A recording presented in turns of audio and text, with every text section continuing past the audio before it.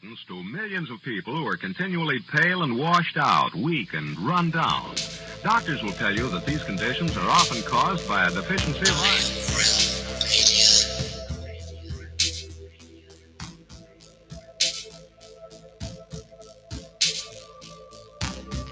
The iron you need to keep you physically fit and mentally alert.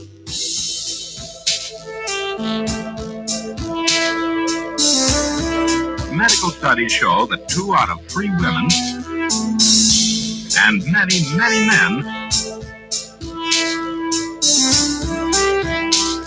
lack the daily iron your body requires in a form your body can easily use and put to work.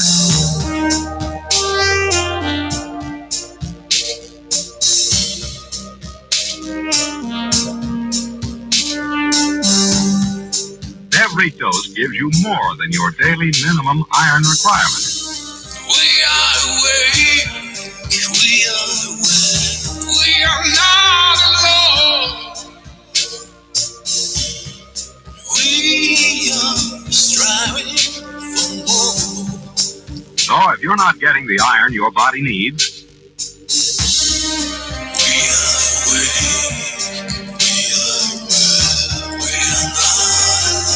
if you feel weak, run down, and are easily upset,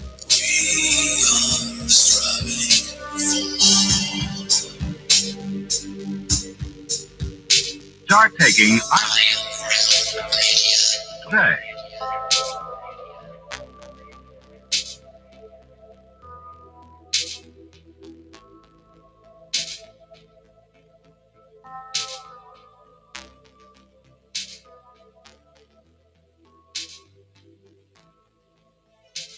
It's Friday, my dudes.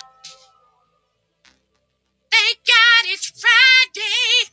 And TGIF to you all. Welcome to Have No Sphere right here on the Iron Realm Media YouTube channel. My name is Josh Corey, and I think we're going to have one hell of an exciting show for you this evening. This is one that I think has been brewing and percolating somewhere out in the ether for a good long while. So sit back, relax, and enjoy what unfolds. Let's say hello to everybody hanging out with us this evening, starting off with our normal crew. Let's say hello to Mr. Walter Johnson, a.k.a. Flat Earth Head, here on the YouTubes. Walter, how are you, my good sir? Multitasking, my friend. How are you this afternoon? Everyone, we're here. I know it's a little after our start time, but that's how we do it here because, you know, that lets things settle and the trolls just drift on downstream and, you know, being under the bridge, we can go and they won't know we're here. But that being said, wow, my sound just went weird in my ear. Did something happen to the audio? Or is it my card acting up? Oh, great. Am I sounding funny? No. Oh, really? Okay. No funnier than usual anyway. Yeah, and it could be this headset. Could be having a short, but something just crackled and went weird. So anyway, but yeah, we're here. Real quick shout out to our friend Allie, who was trying to come and say hey to us and share some things right before we went live, and I fumbled the ball there. So we'll get you in here later, lady. I promise. Get that phone charged up. I see the rest of you guys there. I'll start saying hey in a minute. We do have a guest. We may have fumbled a little bit. I may have fumbled the time zones by 30 minutes. I just found out from our other Australian friend here that you're about to hear from. Why don't we introduce that guy and see what I did wrong? Lucas, how are you, my buddy? Lucas King, LC King, channel co-host of Ironworks in the Morning. What are you doing, friend? Not much. I don't know. We'll just see if he's half an hour or less or more late. But see, here in the States, we don't normally divide stuff up by 30 minutes here. So I didn't realize that was even a thing. But, you know, when you watch the old news shows and you see the clocks on the wall and there's those that are 20 after and some are quarter till and all that, I always thought that was just for, like, set dressing. I didn't know that that might actually be real offset time. Yeah, it's pretty strange to have half an hour. Yeah, but that's what I got. Basically, I live near the border of South Australia here, and, you know, you go across and then all of a sudden your time shifts half an hour. And depending on which way you're going, it can be a good thing because you could be early to an event or late. Well, we're about to find out which it is. He could have been sitting here 30 minutes ago going, fuck those dudes. They're not here yet. But anyway, we'll figure it out. Damn it. Yeah, how hard could it be? I think we'll fumble through. I suspect he'll be coming along any minute now. Just a hunch. But let's say hello to Mr. Zachary Zabala. He's got a little YouTube channel here called Good Times for All. So, Zach, how about you? Good times for all? Yeah, sure. Why not? Why not? Yeah, I don't get that. North and south, a different time. I could see going east and west a little bit, maybe, and having a half hour, but north and south, that But sounds like Australia is like at an angle or something. I don't get it. No, it'd be it'd be east and west. Victoria Okay. to South Australia is east and west. Yeah. Okay.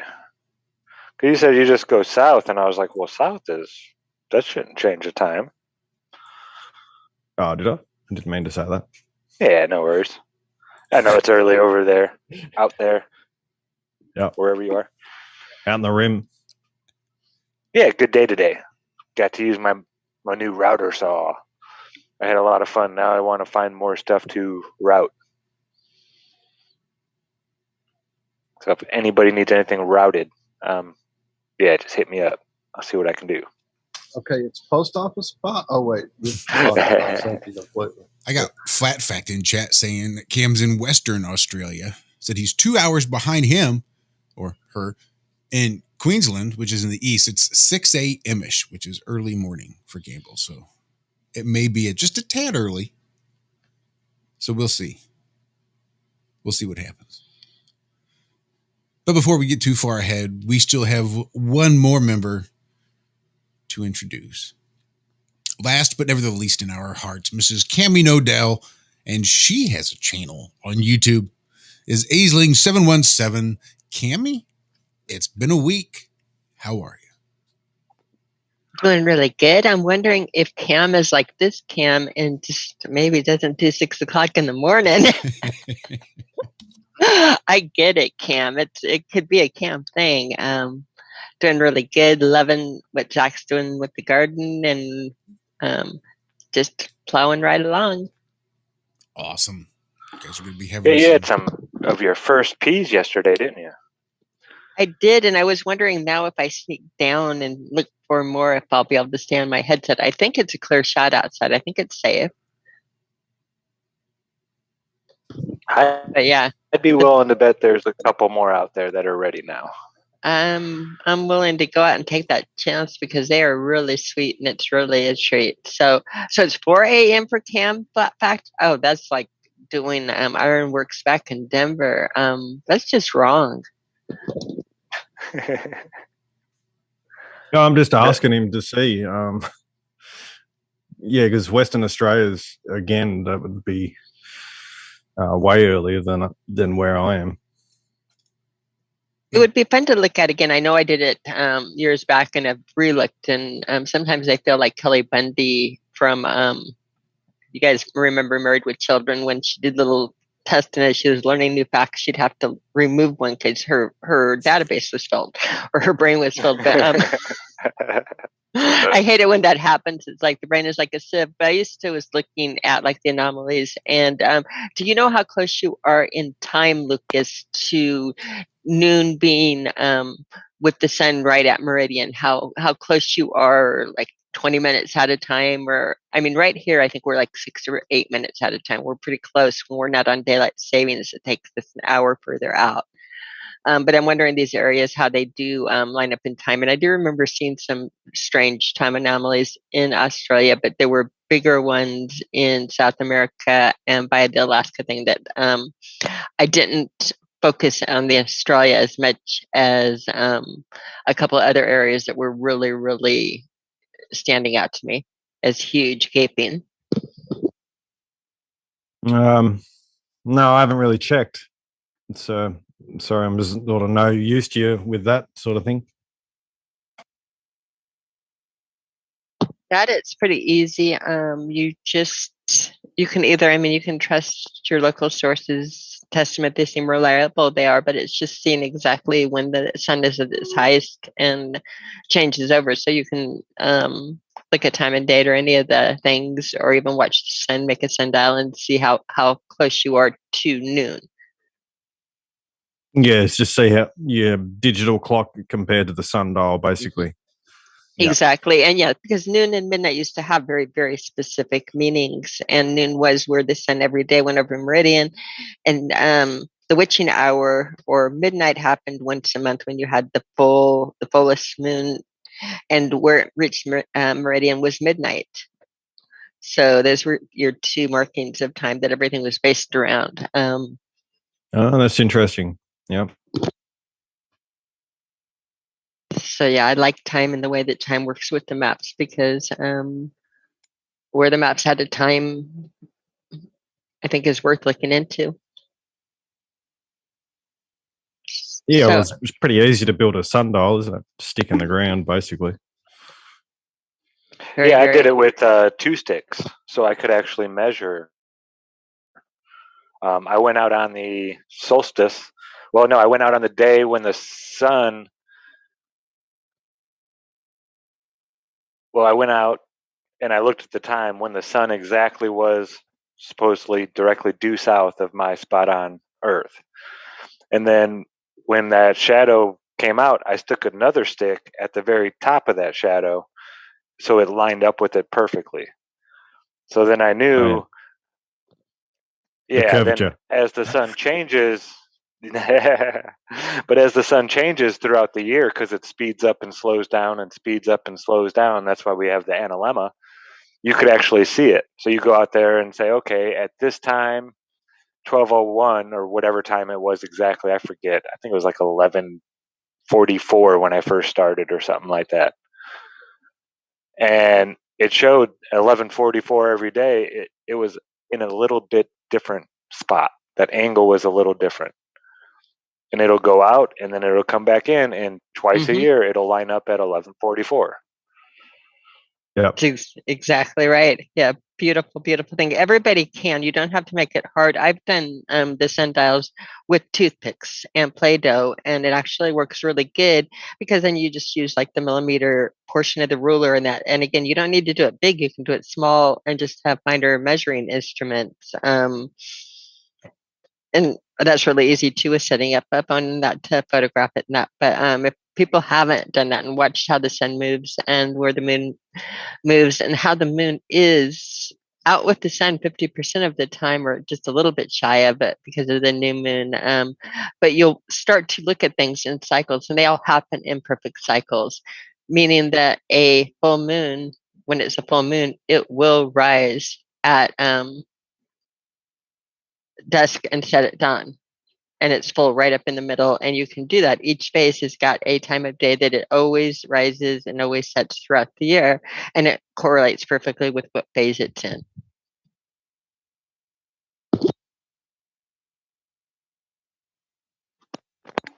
Boring people to death while we're waiting for No, I'm just Autodidactic. I'm visualizing it. That's what I'm working on in my head. So, Flat Fact says the best time to set up a sundial is at one of the equinoxes. Well, yeah, it's if you're looking for east and west. Yeah. But if you're looking for straight south, you can do it, any day. North, south. But the equinox would actually, to do this, the sundial north, south, it would probably be best to pick the day when the sun lines up directly at noon. When the sun crosses meridian at noon exactly. And that'll happen twice a year. So I'm not really, it depends on what you want to line up in the sky, really, on when you set it up. But I know there's sundials in India that are still accurate today. And they don't use a second.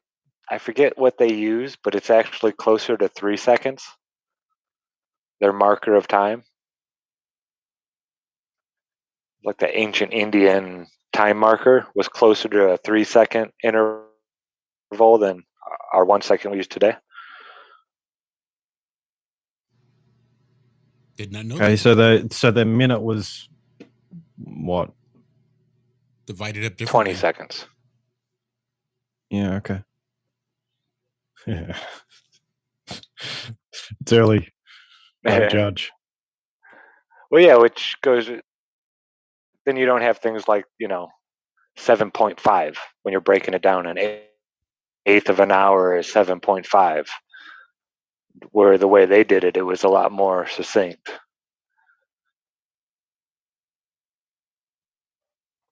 Is that lawnmower? Can you guys hear that lawnmower in the background? Is that bothering? Not at all. Nope. Okay, good. Yeah, look to the ancients. I'm going to take over while we're waiting, and I don't recommend this source on here, so I won't even cite it, but it is true in reality. With the phases of the moon, again, you will have like you say, your Newton where it hits your meridian will float back and forth a little bit, and each one of these are going to float in the minutes, but overall, your moon is always going to rise at sunrise, or again, what you would. Again, I would think what about the places with the 24-hour sun? But again, it's when you think of at sunrise, you're usually thinking about 7 o'clock in the morning, what would be a natural sunrise, transits the meridian at noon and sets at sunset. Waxing crescent always rises before noon. It always transits the meridian before sunset, and it always sets before midnight. And again, keep in mind, midnight is going to have a definition of the night being, the moon being at meridian during a full moon. Rises at noon, transits meridian at sunset, and sets at midnight for the first quarter. The waxing gibbous rises after noon, so you're mid-afternoon. Stop. Hank? Oh, sorry, guys. I'm sorry. You're talking to Hank, not me. I'm not. Yeah, but yeah, waxing gibbous will always rise after noon, so mid-afternoon.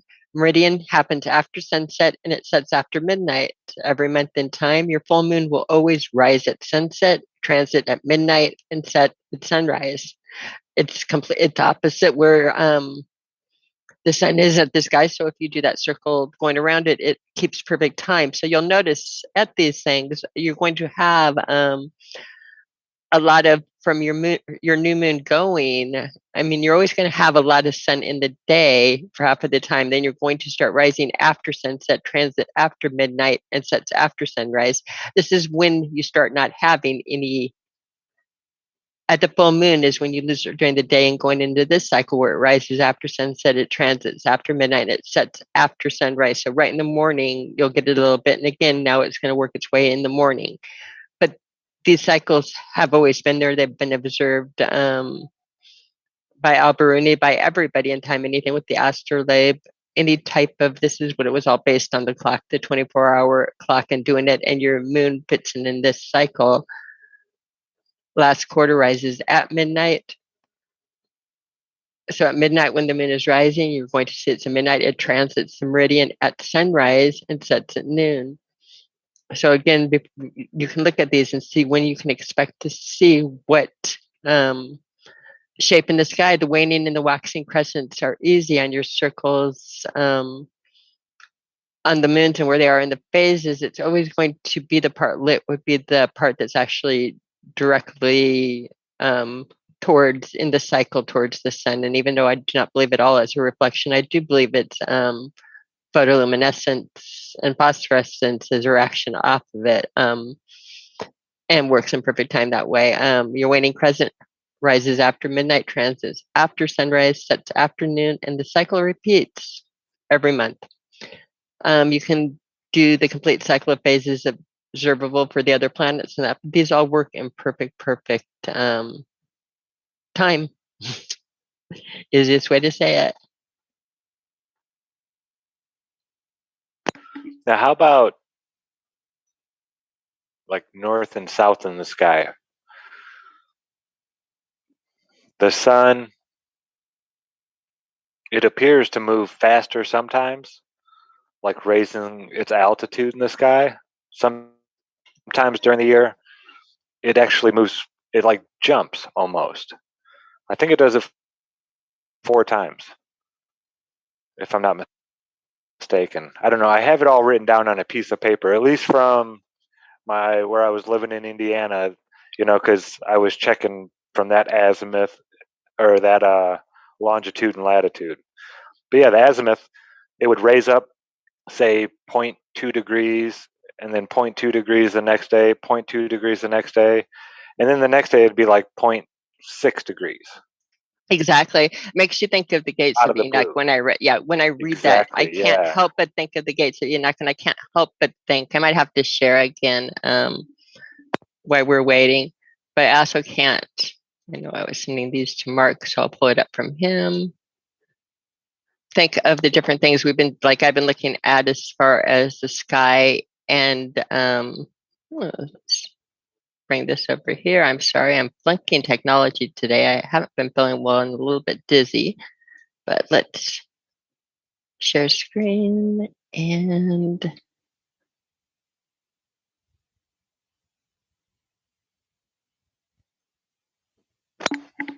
do I have that on or did I hit the wrong screen? Should be as yeah, I see it. This is a mosque ceiling, and you see again Oh, that's gorgeous. different exactly, isn't it? But looking at different ways that again the vaults of the ceiling have been depicted throughout time, and you just kind of see the wheels of time in the gates and that. But I think about a lot of our questions will be answered when we understand that our sky, if it really is described like a vault of a substance like molten looking glass, is going to have reflective qualities and gateways and be able to do what you're saying, bounce. It's not going to always make sense. It's going to go and jump. And I noticed there's 13 windows on each side there. Mm-hmm. Is that representing the months? I believe the moon cycles throughout the year, maybe? I think it's all of your answers are embedded in these. Notice how that middle circle is offset as well? Like there's the blue circle, but then the window row circles around the bottom seem to make that like crescent moon shape almost. I think that's just not being directly underneath it. Well, that's what I'm trying to ascertain. Right. I think that you're right, Josh. And let me see if I had some other. Here's like a different angle of it getting in, and how this is how I think like the southern rotations and that we'll see if you're in the south or whatever with the rotations. I think a lot of the way we pick up the sky is the ceilings, and so you go to some of these fabulous places and see what they're describing the ceilings is looking for. I think a lot of information is embedded in time, and this happens to be Yen Kami, the new mosque ceiling in Istanbul, Turkey. Nice. I like it. They named it after me, which really they did not. Kami in Turkish means mosque. Learn that one. But isn't that beautiful? So I've been looking at a lot of different mosque ceilings, and of course, this one did catch my eye. It did have my name on it. So that always, hello.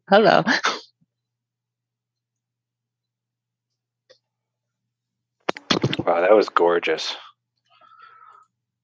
Now, our guest I'll tonight. just share something as well. There's another little name thing I dropped in chat for you guys from Lunderground in chat.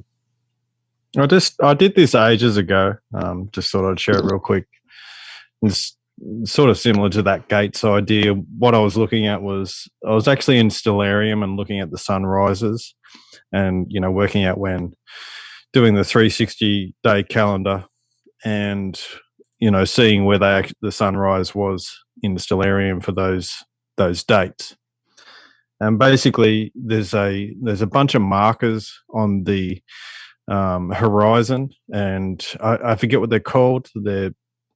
There's two types of markers that are in that Stellarium program, but this one I just noticed when I had actually applied the 360-day calendar, it was very close to these, basically landing on these markers, the actual grid that's on the horizon. And so you can see that it does this cycle. You basically got the zodiac signs here, and it just goes around and around. Can you see my mouse at all? I can, and I'm loving it. Yeah, we're watching your mouse circlet. I can at least. I'm Yes. watching you. Yeah. Yeah, I see it. I see it. So the 5 would be directly east, and then it just moves, and that's how it is now. You would probably want to have Aries directly east, but that's a sort of different thing. But for now, it's Pisces would be the directly east, and then you'd have these gates. These would be different gates between these markers, between these signs. And there's 7 sort of would be 7 pillars, and then your 6 sort of gates between them. So yeah, it's just between the 3 and the 4, gate 2 and 3, and then it skips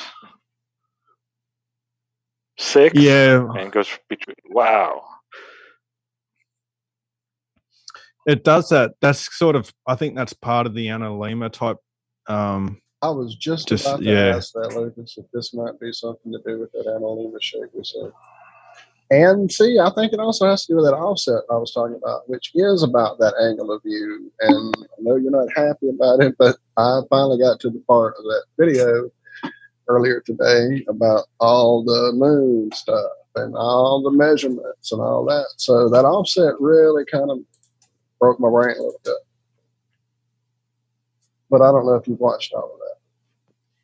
This is for you, Lendergrand, and for you, Lucas. This is the outside of what I was showing you the ceilings on, and you'll notice the 2 pillars and your Antiquotech and your energy and your gateways and different things that are embedded in that. Like, again, some of these old buildings, I truly think that if we understand how we really function, we understand exactly how free energy functions. But if you see when you build the 2 pillars, the center appears, you pop out the 4 corners. I mean, all of everything is right in front of us. It's just taking your eyes and looking at it. But is that not beautiful? So it's not just me that's just totally. No, it's awesome. That's the most domes I think I've seen on one building. But when you were discussing this, Lucas, again, you seemed to me like you were discussing the outside of this pretty well, or again how you would see it from the inside, and that with we can find out a little bit. See if I can close this for out some of it. reason, wait, don't close it. Go back. Oops. Okay.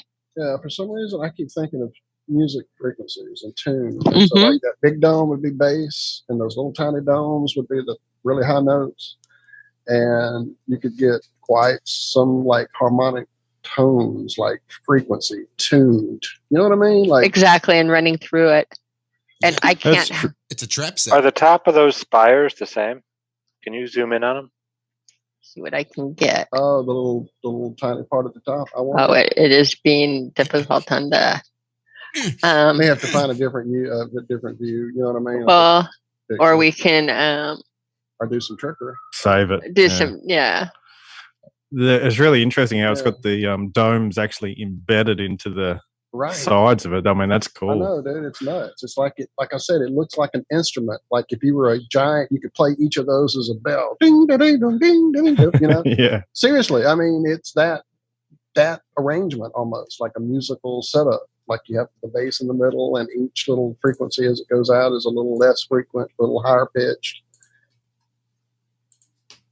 The Blue Man Group would tear it up. What do they call those one drums?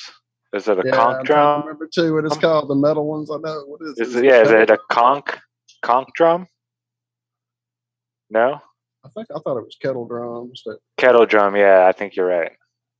It has the little indentions that are each a different frequency and tune or whatever. Yeah. Mm-hmm. I don't know. Someone in chat will tell us. Right, I know, and I'm not in chat because I'm locked into this picture. I'm just like waiting to see it. Okay, I'll get it for you. That's cool. That's an interesting little symbol for more details there too. Pull your GIMP thing over half a second. Yeah, I saw it again. That little swirl with the weird sun in the middle. Yeah, Chocolate and Cheese said he saw the 33 and those 2 towers. Each of them had 3 like tiers to it, 3 parts that like extended out a little bit on those towers. Oh, that's interesting. It won't let you pull it up. It won't let me. Yeah. Just Oh, do bastard. like a Google search for that image, and you'll find others of it real quick. Like right click it. Yeah, if that is a Google search image, you should be able to just go down, isn't it? Well, yeah.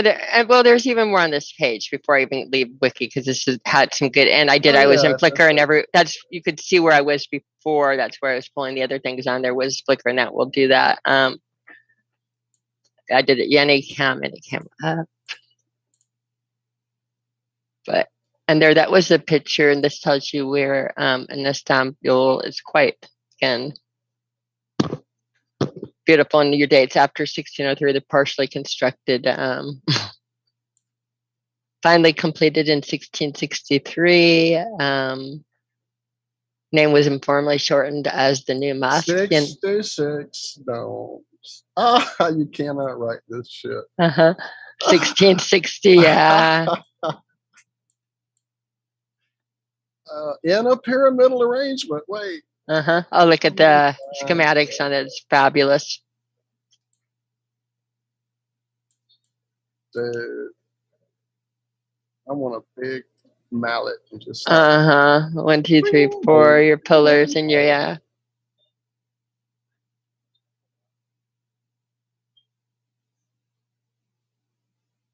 beautiful. Or maybe okay, is it a hand pan? That's one, maybe. Late 19th century with it seen in the background. And look over to the right, that big weird tower. And again, this is something that we supposedly built while we're in horses, and just it's magnificent. I mean, it is magnificent. Like you do. Okay, here we go. The tops. Wow. I see a fancy pans steel drum that has a bunch of different, little dome shapes you could heat. Yeah. But there's one that's from like the Caribbean. Yeah.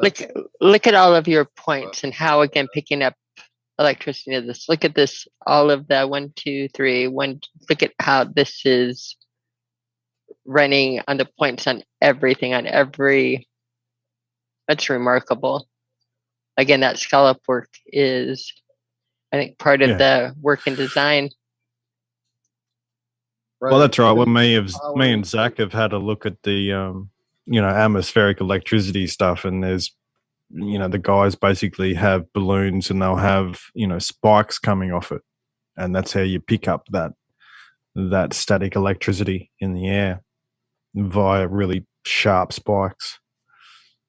And you can see it with all these buildings that they've got points everywhere, and like you say, that scalloping. Yeah. That scalloping and the point work everywhere. Just increasing surface area too, especially when you're talking about gold. I mean, the surface area of gold is just huge once you get it into that thin form. Oh, yeah. Gold foil. That stuff will stretch forever. Yeah, it's crazy how thin it can get. Yeah. And it's amazing how fragile it is. Like if you have some, your hands are a little bit moist, you go and you try to touch a piece of gold foil leaf and it'll stick to your finger and you just shred it. It shreds like tissue paper, but easier. That's how thin they can get that stuff. I have a bunch of them for my electroscope, and I even made a video about it. And it has a heap of different sort of light properties once it gets that thin too, which is really interesting, especially in the infrared sort of spectrum. It's amazing. Look at all of the open. This, you wonder if it is metallic or what. I want to go. I mean, can you imagine? Look at this place.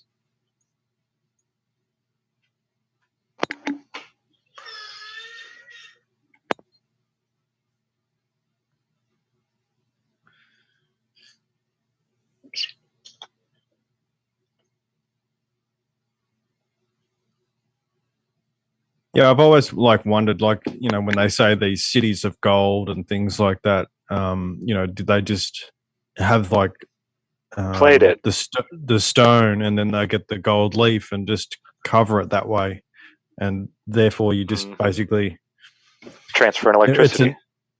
It's an easy way to increase the surface area tenfold, and if they're good at working with stone, which they are, and especially if you have a look at some of the stuff in India and how intricate it is and how much surface area. If you coated that in gold, it's almost I know. I was thinking that too, unbelievable. watching some of the recent videos, and I get the fact that there's crystal inside the. I get that, and I get that there's iron bars inside some of those structures, but not all of them. So that's what my mind went to, was thinking about those domes, the onion domes, how intricate that work is with that gold and that stuff. And if they could do that, then they surely could have coated those surfaces with some type of metal, either the gold, the silver, whichever one it needed to be the anode for. Yeah, that I think. And of course, what would be the first thing they would do to hide it is get all that gold back, take it off, get it and hide it away. Yeah, or even if it's just been left for so long that it withers away off it. Yeah, it goes away. Right. Because it would be only a thin surface. Plus, it would be. But you do see them still do it for some of the Buddhas and things. They'll still coat them with, and they must keep replacing the gold and So I've been thinking about what's the name of that place? Machu Picchu? Isn't that the one over there in Peru?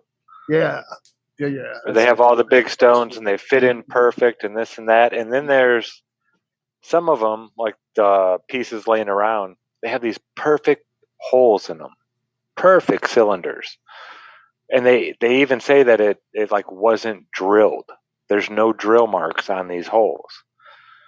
So what if they do take a certain mixture, clay, sand, water, this and that, hemp maybe, but they get that mixture in there and then they send electricity through it to actually make stone. They're doing that already. Like right now, they're doing stuff like that. Hang on, let me find the story. Well, that's the only way. I mean, that would be the easiest way to build the pyramids. Instead of trying to pick up blocks from 800 miles away and move them all that distance to, build a mold, set it up there, fill it up, run some electricity through it, and zzz, you have a stone. Yeah, well, that way, really all you need is a pump and a mold. Mm-hmm. And a supply of the mud. So it's really the complication is way less and it's way easier.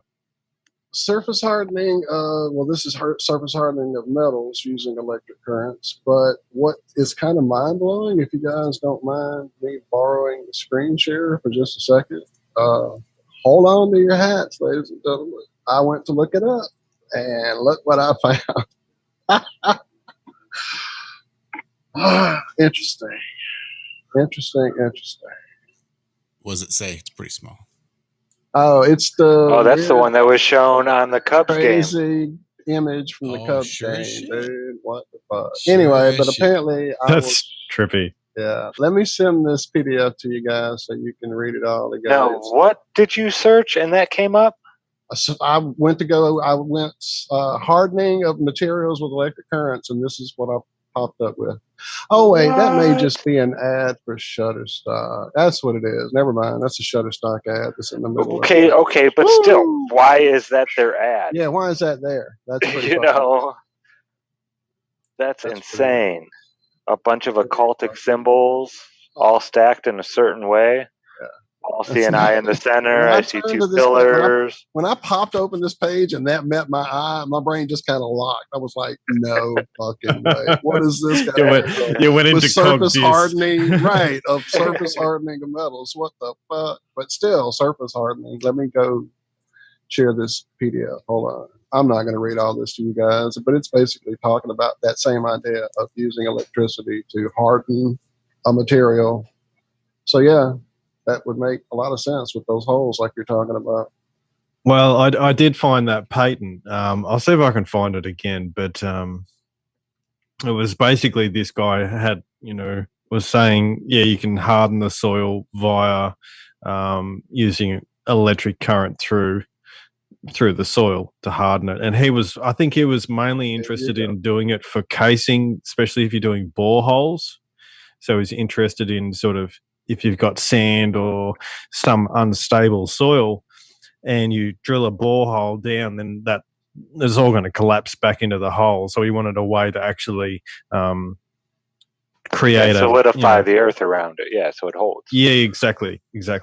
And so I think that's where his main interest was. But I think he said that it was mainly aluminium that created the best sort of holding, or the best, turned it, solidified it the best, which is interesting because, this aluminium or, this relationship to titans and things like that is about turning things to stone. So, yeah, I'll see if I can find it.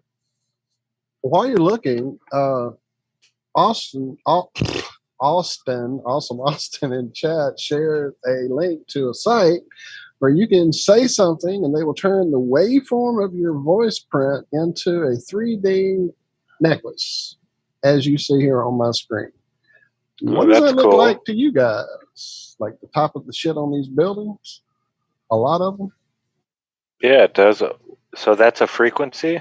That is the frequency of somebody saying something. Their name, I love you, marry me, whatever. They don't tell you what it is, though, huh? I'm sure if I went back to the source of this picture, I could find out. Yeah, but I'm just saying that shape is very reminiscent of what we keep seeing on top of all these fucking buildings. It's an actual 3D waveform in reality. That's fucking nuts. Perfect. All right, Campbell. Yeah, well, you can see that definitely. When you look at when I look at my music programs, you can see those sort of forms, and yeah, you're exactly right. That's what it is. That's cool. That is really cool. I love that idea. That looks like the audio when you're messing in, like messing with audio, and you move this clip here and move that. That's what it kind of looks like. The what would they call that? I don't even know. The decibels? It's just a sound wave, but the decibels is how loud it is. Yep.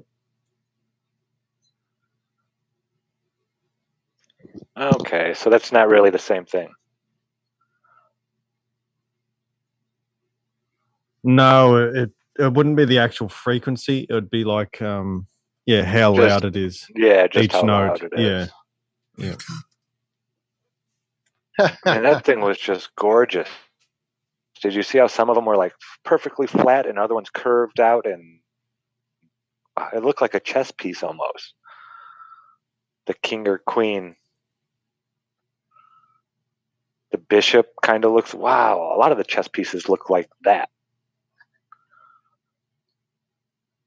I wonder what the noise would be for a pawn. Game of chess would have been was like frequency dual. Yeah, what if you say pawn and it just makes a little whoop with a ball on the end of it? It says Goyim.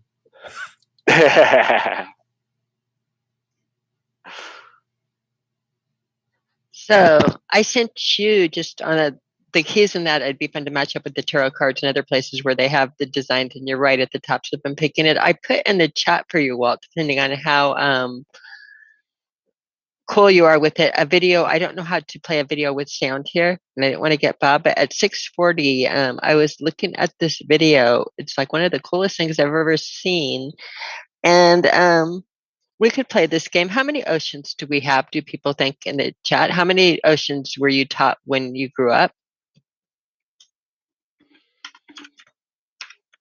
I know how many I was taught. And what were your oceans? Zach, do you remember what oceans they taught you? Yeah, Atlantic, Pacific, Indian Ocean. Finally, man. I finally got back to my mute button. I got completely buried. The Arctic Ocean. And then I had never heard of the other one. There is a new ocean that has been named since I've went to school, and I didn't even notice when it happened, but we now have a Southern Ocean, and that is the ocean that makes a circle around Antarctica. That's not what I sent you?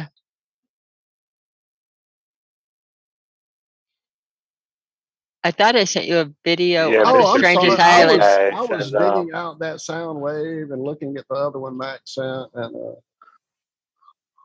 and it was TJ that sent that to us earlier. I apologize. I've got too many things going on, multitasking here. Oh, well, we're all doing that. I'm just showing you just something to come across. The electrochemical hardening of clay soils. So see, we're all multitasking. Clay soils were strengthened by introducing aluminium into the soil under an electrochemical gradient. Wow, that's great. So yeah, that wasn't exactly the patent, but I was looking for, but nevertheless. And aluminium is what, 8% of what we know of here on Earth? All right, so you shared a video, Cam? I'm so sorry. Here, I'm trying. The other thing that's interesting about aluminium is it's in what's it called? Shit, I can't think of the name of the granite. It's in granite, high amounts in granite. So there you are. Now, if you didn't know, there is a difference between aluminium and aluminum.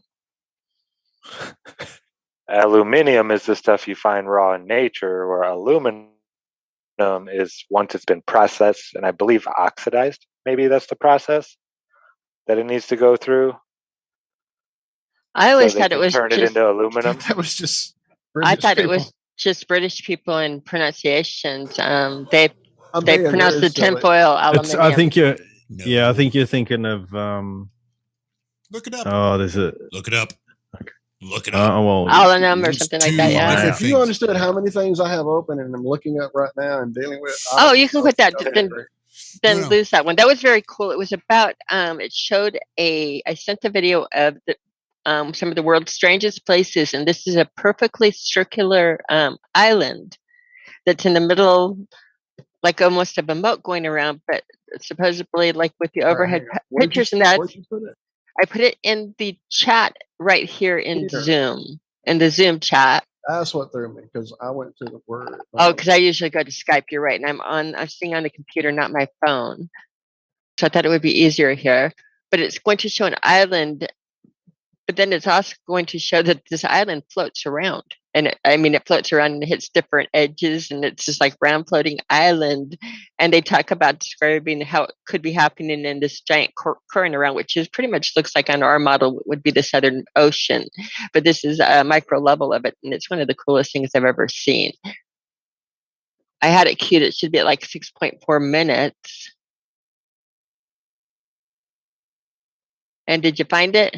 I could drop it somewhere else. What we need is a day that we can all come together and sort of organize ads. this stuff. I'm dealing with ads. Sorry, hold on. I'm sorry, Josh. You were saying about Wednesdays. Yeah, I was just saying we need a day where we can all come together and organize this stuff. Here it is. Where is it? I've lost it. I'm not gonna play any sound. Well, that's what we're doing, Josh. Talk over it. Oh, all right. It's at 6 minutes and 40 seconds. Oh, well, here we go. 6 where? 640. That's it, actually, yeah. Nice. So we're going to talk and disappear this ad. Commentate on this video that we're on. Okay. So there like many people thought it was an alien or whatever doing it, but no. And you'll notice, see the shape of it and the blue going around it. That's the water. It's going to move. This island moves. And you'll see over different shots, it's going to over there. That's crazy. And how big is it? Oh, that's how big it is. Uh-huh. And so they're trying to figure out. Yeah. So one of the world's strangest islands. Why it's doing that? And so they're going to hypothesize about a Is it current floating going on underneath and Mercury? circling it. Yeah. What? That's sweet. You'd have a house there and you'd get a different Right? view Just a Right. different I view know. Look at constantly. this. It's like wake up in the morning like, whoa. I mean, look at the trees. This is not tiny. This is so. That's crazy. All right. Enough sharing. I don't want us to get Okay, I don't want to strike on it, but you guys can see the strangest Okay, islands that that's exist nuts. 6.4 minutes into it. I'm sorry, that and the way that they explain it could happen would be very much like the moat going around the Southern Ocean and doing it. But it's very, very cool that it does that and turns around. I like things that I think are cool. I think we all do. You know, Okay, so I have the speculated about the aluminum. ocean. Oh yeah, sorry, go Zach. I was just going to say real quick. Okay, there is no difference between aluminum and aluminium. The speaker, yeah. It was actually called alumum first, Uh-huh. and then it changed. The guy changed it to aluminum, and then a couple years later, he changed it to aluminium. But it was already in the Webster dictionaries over here in the United States as aluminum, so people just stuck with aluminum here. And he changed it to be more like potassium and these other elements that he had named. So he went with the eum instead of the num. But aluminum was actually created first. Okay. Well, that was none of the things that I had read a while back. Knock, knock. Yeah, I just found that in. Well, it said it in a couple different ones, but this is Eagle Moldings. They go through the difference between aluminium and aluminum. And yeah, it's just a where you live type of thing. But they say in 1812, well, in 1807, he identified the 13th element on the periodic table, which he first named aluminum, as a nod to alumina, which refers to the oxidation of aluminum and has been used since the 1790 or so, even before the element was discovered and named. It was not until 1812 when Sir Humphrey Davy was encouraged by his fellow chemists to propose a name change for the metallic element to aluminium.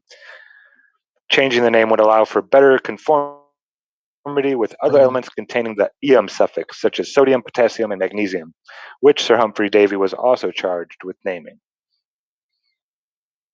The shift in spelling was I wonder widely what accepted. they used to call. Oh, sorry. Oh, that's it. It just says they shifted easily over there in Europe, but in the Americas, however, things did not shift so easily. As of 1828, the popular Noah Webster's dictionary still only contained the aluminum spelling, even though most chemists preferred the aluminium spelling. So yeah, it was, I guess Webster kept it in his dictionary, and that's how the United States pretty much, we call it aluminum. Yeah. Well, we had a little bell tell us a little something, I believe.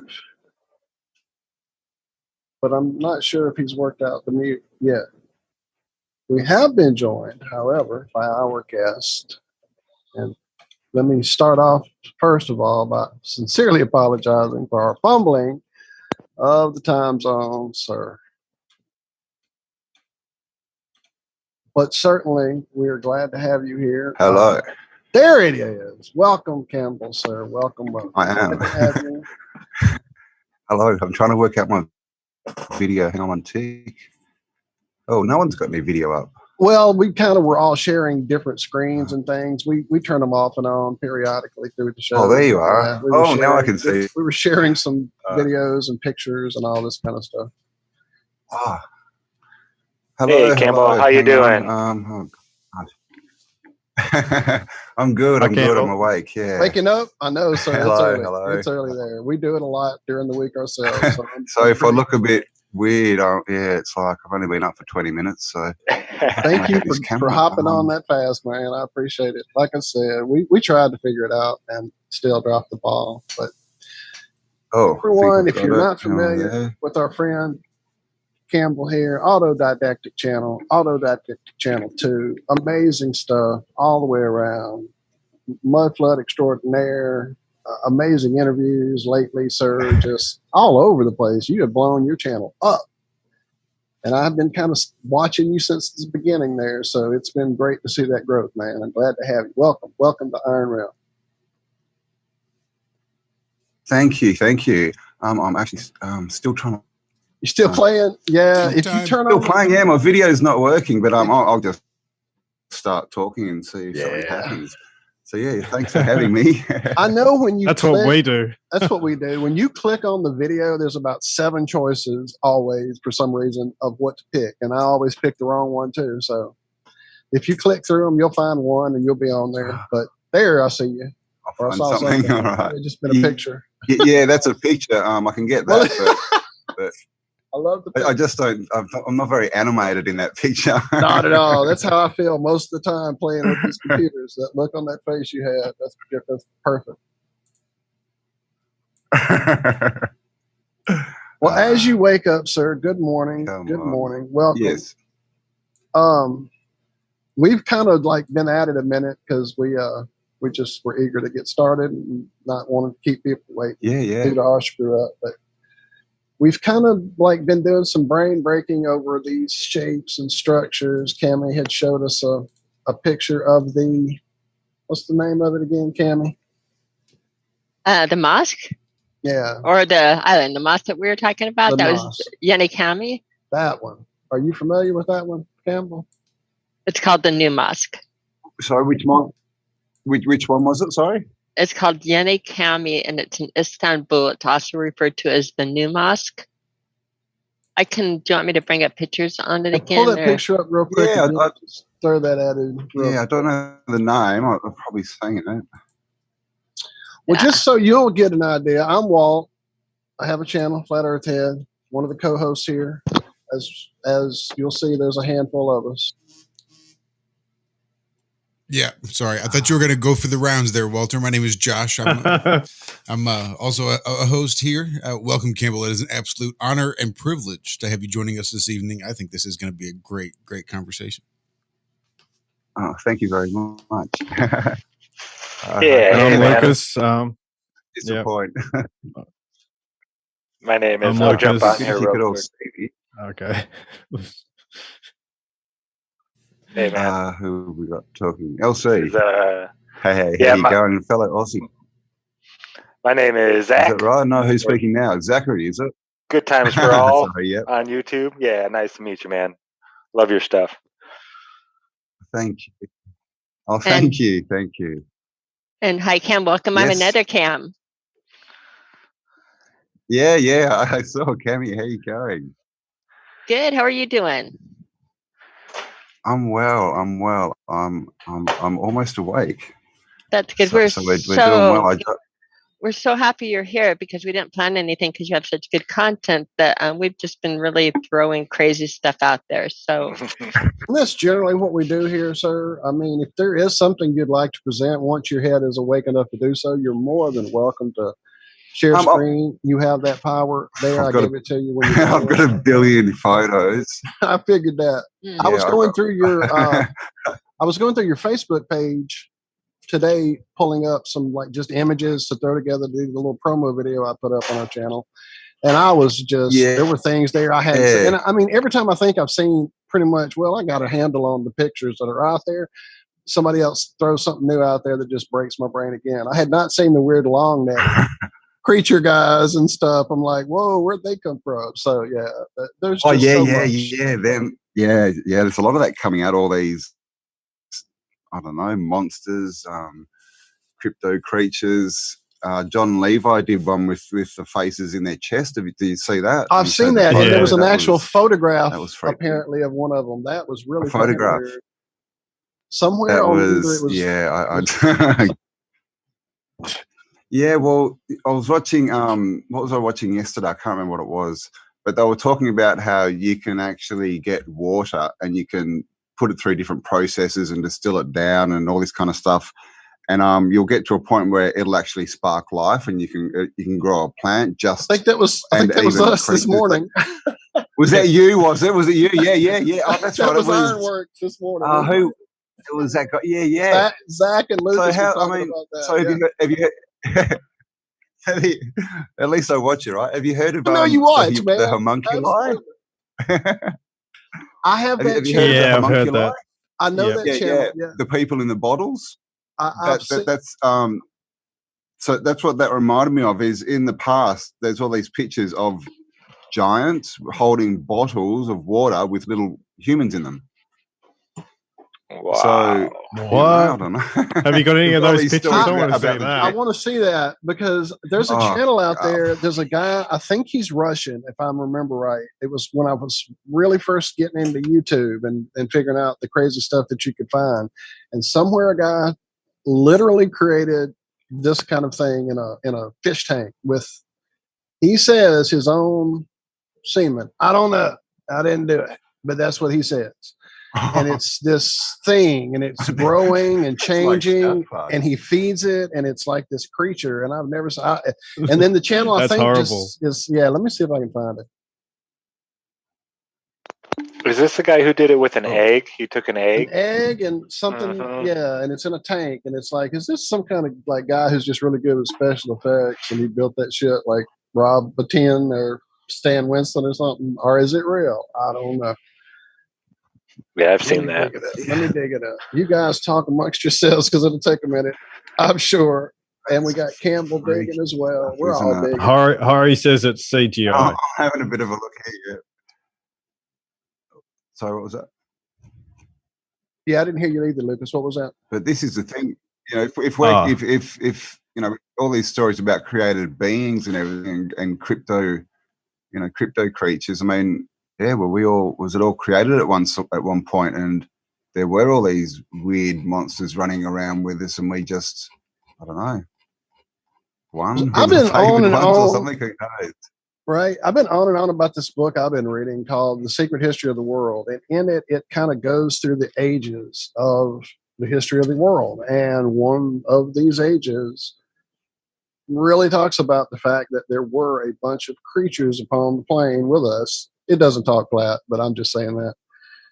Here with us, there were these other beings. Some were created by gods who were also here with us, who were literally intermingling with us sexually.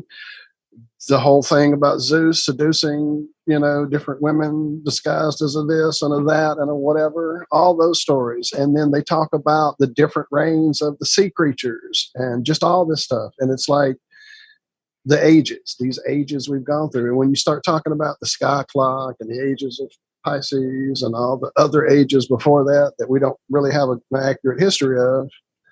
It's it's a pretty amazing book. If you haven't read it, The Secret History of the World, I'll see if I can find a link to get you a copy there. Is that the OEH or whatever it's called book? Do you know what it's called?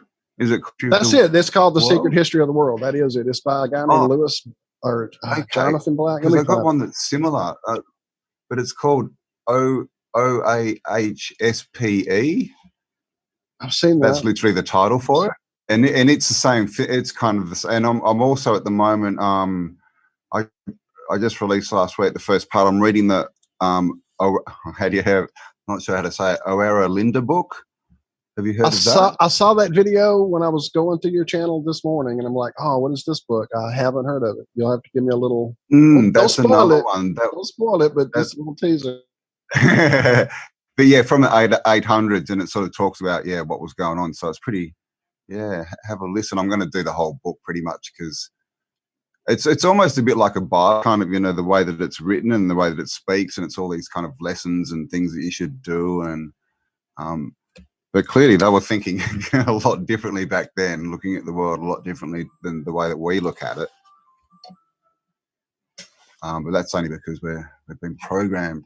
Okay, I think I've got a couple of pics here. Yeah, we look at it through goggles that they put on our, over our eyes, to where we can only see, I think certain things. Other things they just go right past us somehow. It's literally like a program that's been laid over the top. I was talking with someone, and we were trying to work out what it was. And I think it's, it's perspective. Like everything that we, because we create what we see, right? So everything that we think is the world that we see. So if we believe something is impossible, then we can't see it. If we believe it is possible, then we can see it. So we're literally creating the reality that we interact with every day, every moment by the thoughts that we think. So all they need to do is control our thoughts and everything. If they control what we think and what we think is possible and real, then they control the world we live in, because that's the framing of it. That's we frame the world by our thoughts. That's the box, if you want to put it that way, that we sort of live in. And so all they do is create that, and then they control us. So we've just got to turn the telly off, really, because that's their main weapon. I mean, it's just all this, and school and indoctrination, media, blah blah blah blah. You name it. Yeah, that's it. They're just creating the reality. Yeah, I quit watching TV a long time ago, and I will go back to, old shows. I cannot watch new television shows. Yeah. The programming has gone, like, I think maybe because I was unplugged for so long, where I didn't watch any TV at all, that I skipped something and I missed part of the programming. Where now I look at it and it's so blatantly obvious. It's like, yeah, I didn't get the latest downgrade or the latest upload. So it just doesn't work on me. It's so the way that they're trying to steer society.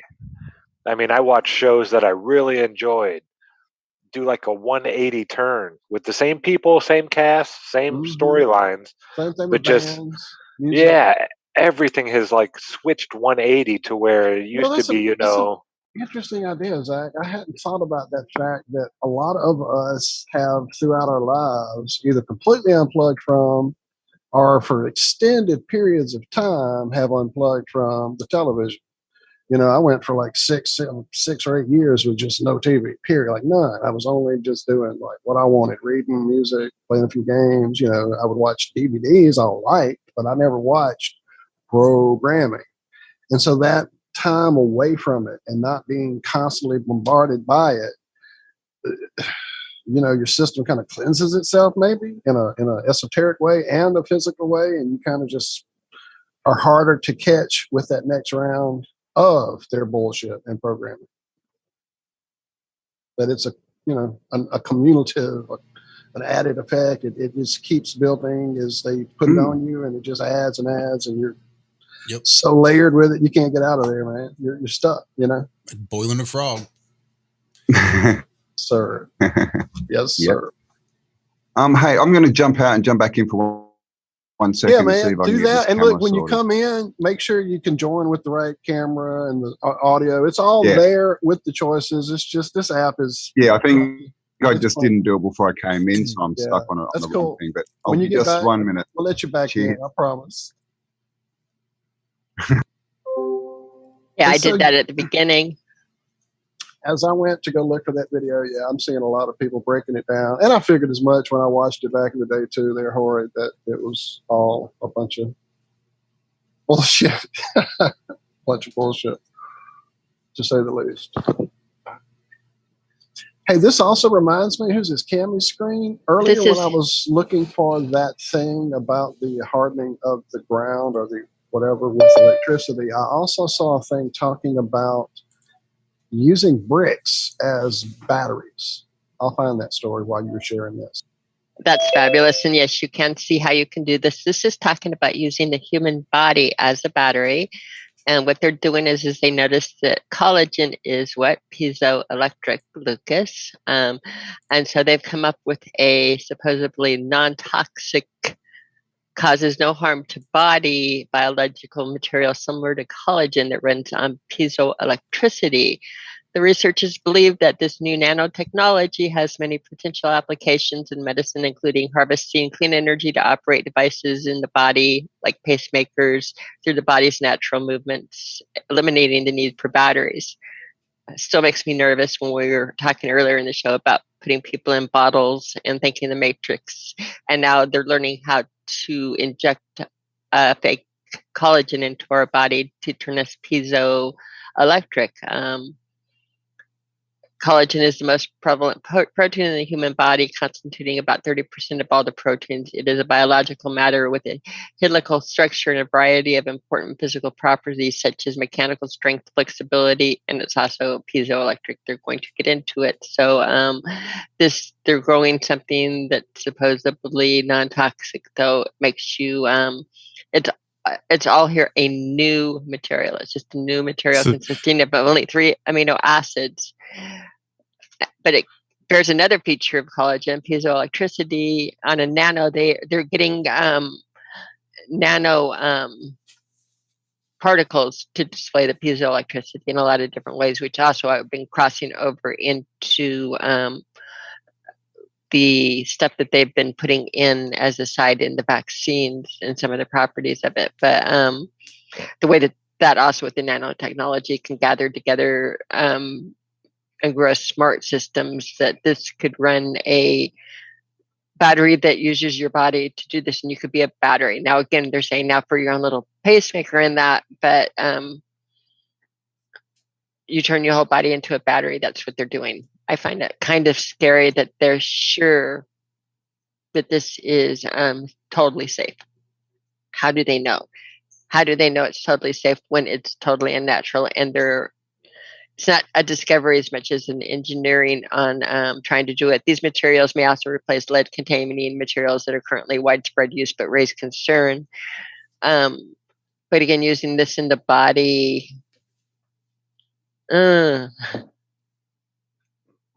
just because your body throws it, yeah. And how would it, interrupt your own body's charge movement? Exactly. Because that's basically what you're looking at when you're looking at the meridians. I was actually just having a look at that before because I noticed something with me this morning. A change in my body, and then you could feel different points within your body actually sort of flare up or get energized, or blockages released, or whatever it is. But you can see where this energy is actually moving through, especially when you're dealing with the Chinese meridian system.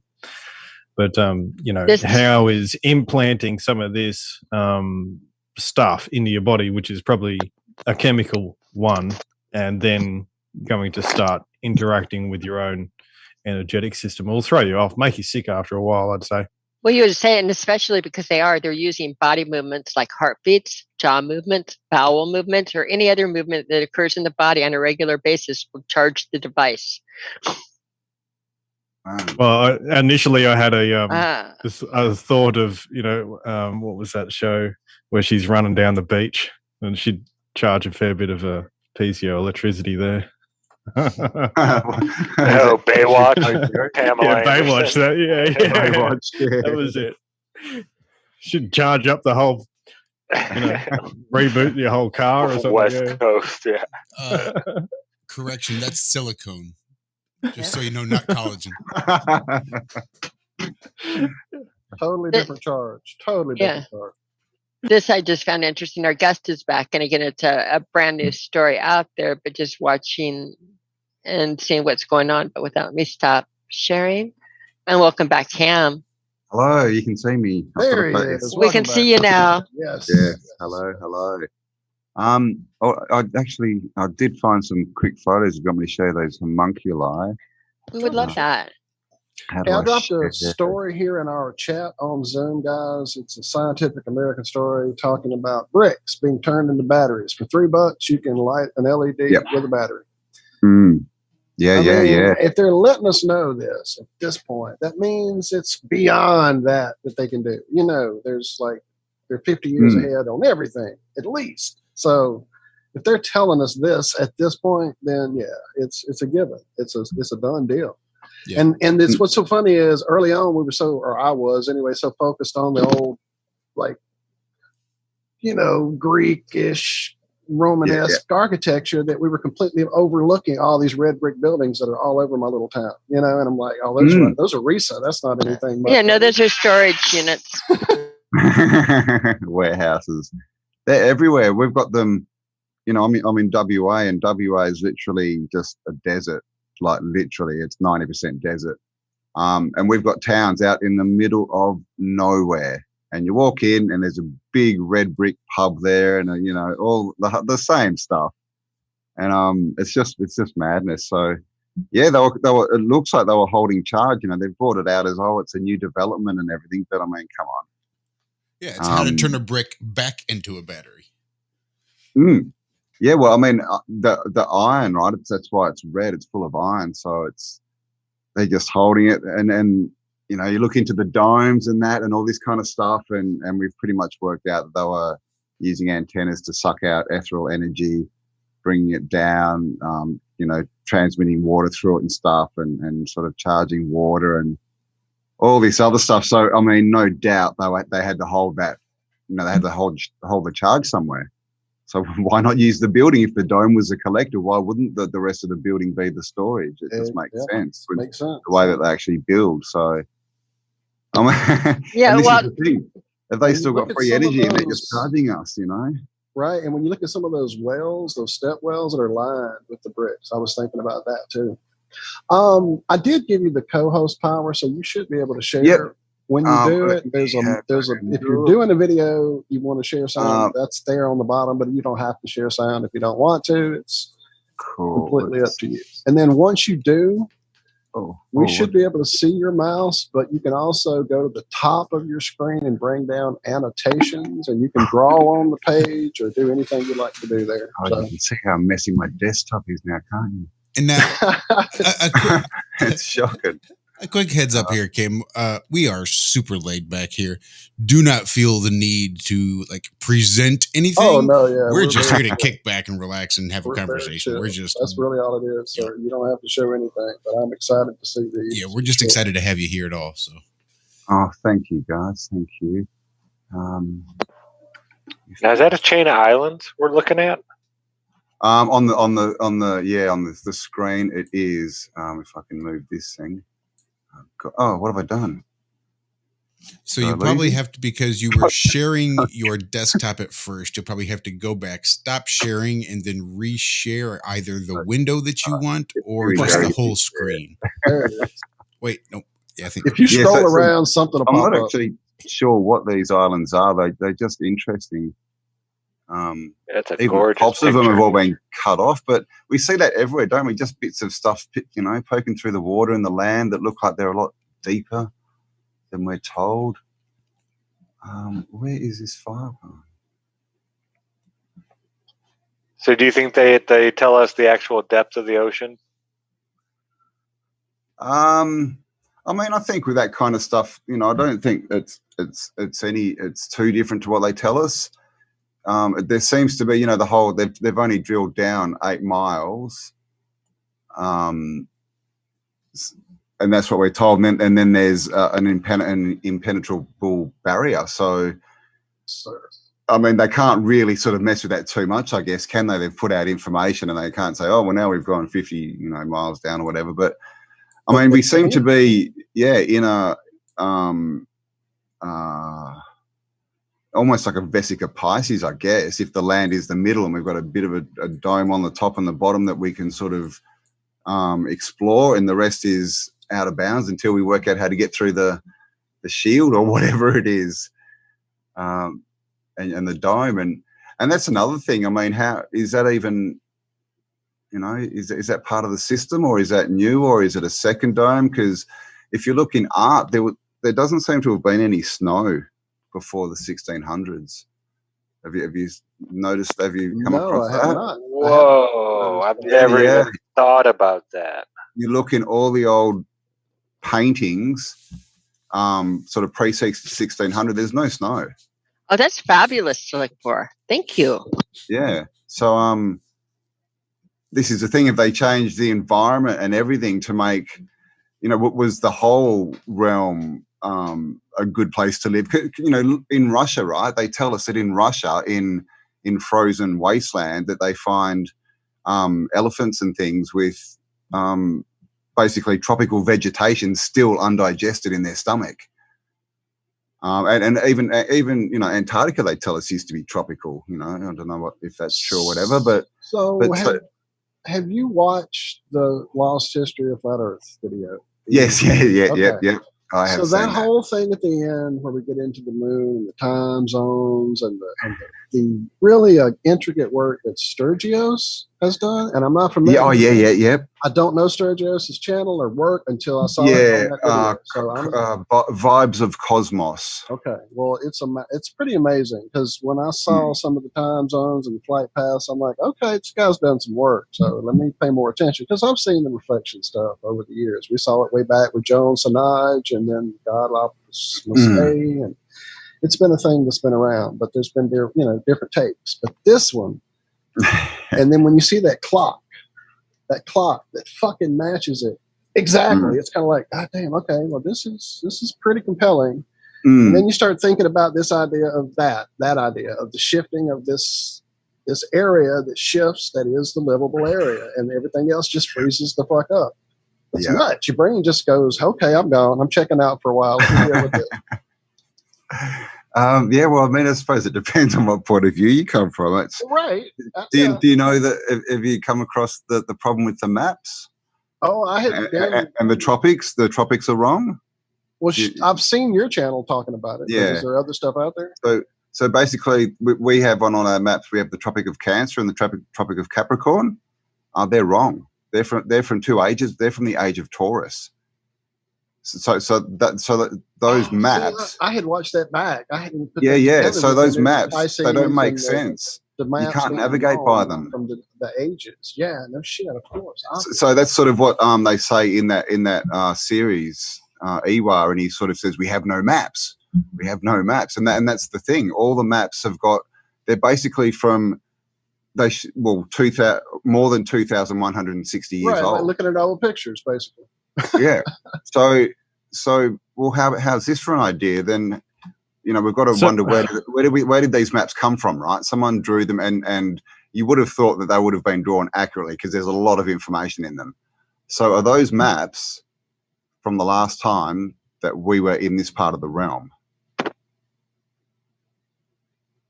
If that moves so around you're like saying that shouldn't be the Tropic of Cancer and the Tropic of Capricorn shouldn't be where they are. No, they shouldn't be called.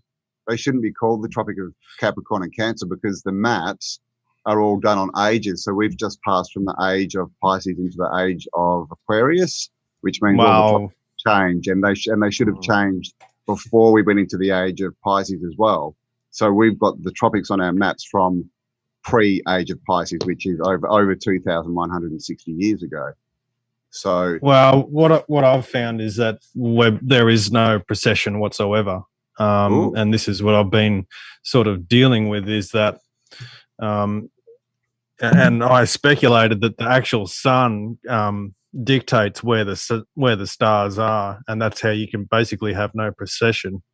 And what it means in some ways is that they basically manipulated the zodiac and told us where these star positions are, but that's actually not correct.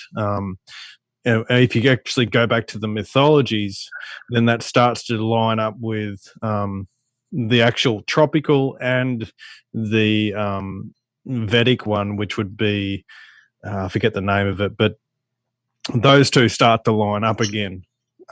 Correctly, if you actually now put it. The Vedic cosmology in that book I'm talking about, The Secret History, they are like one of the periods when they began to do their work with the sky.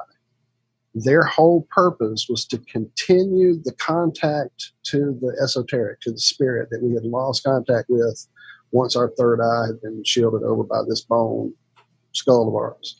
And so that was what their focus, and that's why the energy in India and that whole area is so focused on and keeping that spiritual connection all the time with your soul, with yourself. And so for their cosmology to have reflected that absolutely makes sense.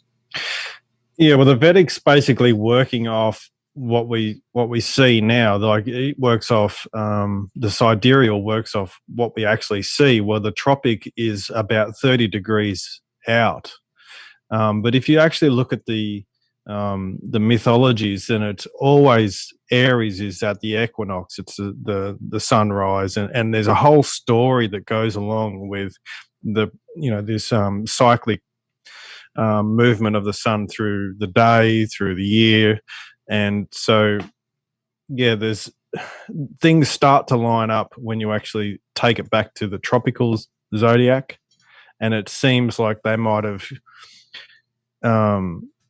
just twisted it a little bit, or said these group of stars is actually Pisces when it's actually Aries, and so on and so forth, because it's probably pretty easy to do it that way.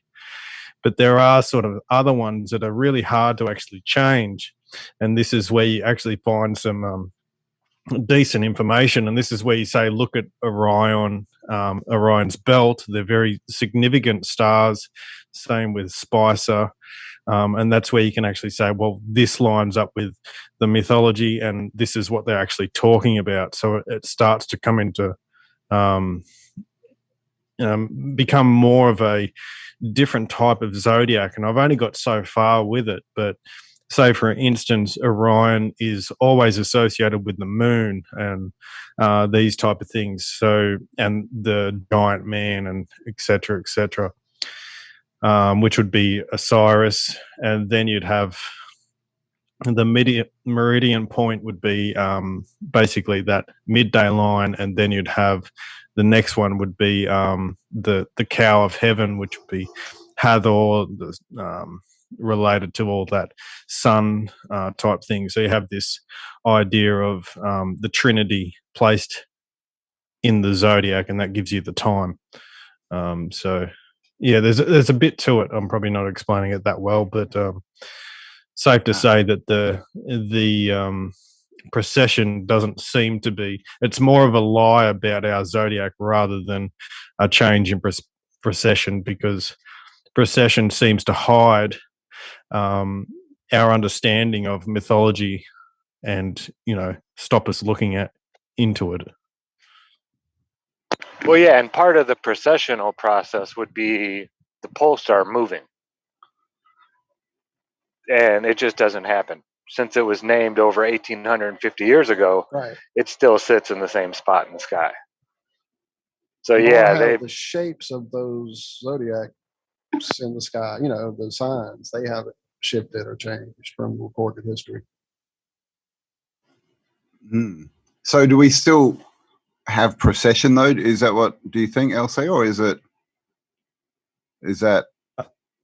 like a complete sort of lie that they've made up, like this whole age thing and moving into different ages, or well, what NASA says is that it's called stellar aberration, that some stars appear to move forward like they are processing, but every 3 to 4 years they jump back the same amount that they processed forward those 3 to 4 years, all in 1 year. Like it'll move 0.02 arc seconds forward each year, this group of stars. But then that fourth year, they jump back 0.08 and set to zero again. Right. So do they just sit there going forward and back like the whole time? Right. That's like we've got a glitch, man. What the hell? Yeah. So the procession thing, I think it hides. We're in a cycle. Time is cyclic in a sense. All these nature is cyclic, so there are cyclic actions happening.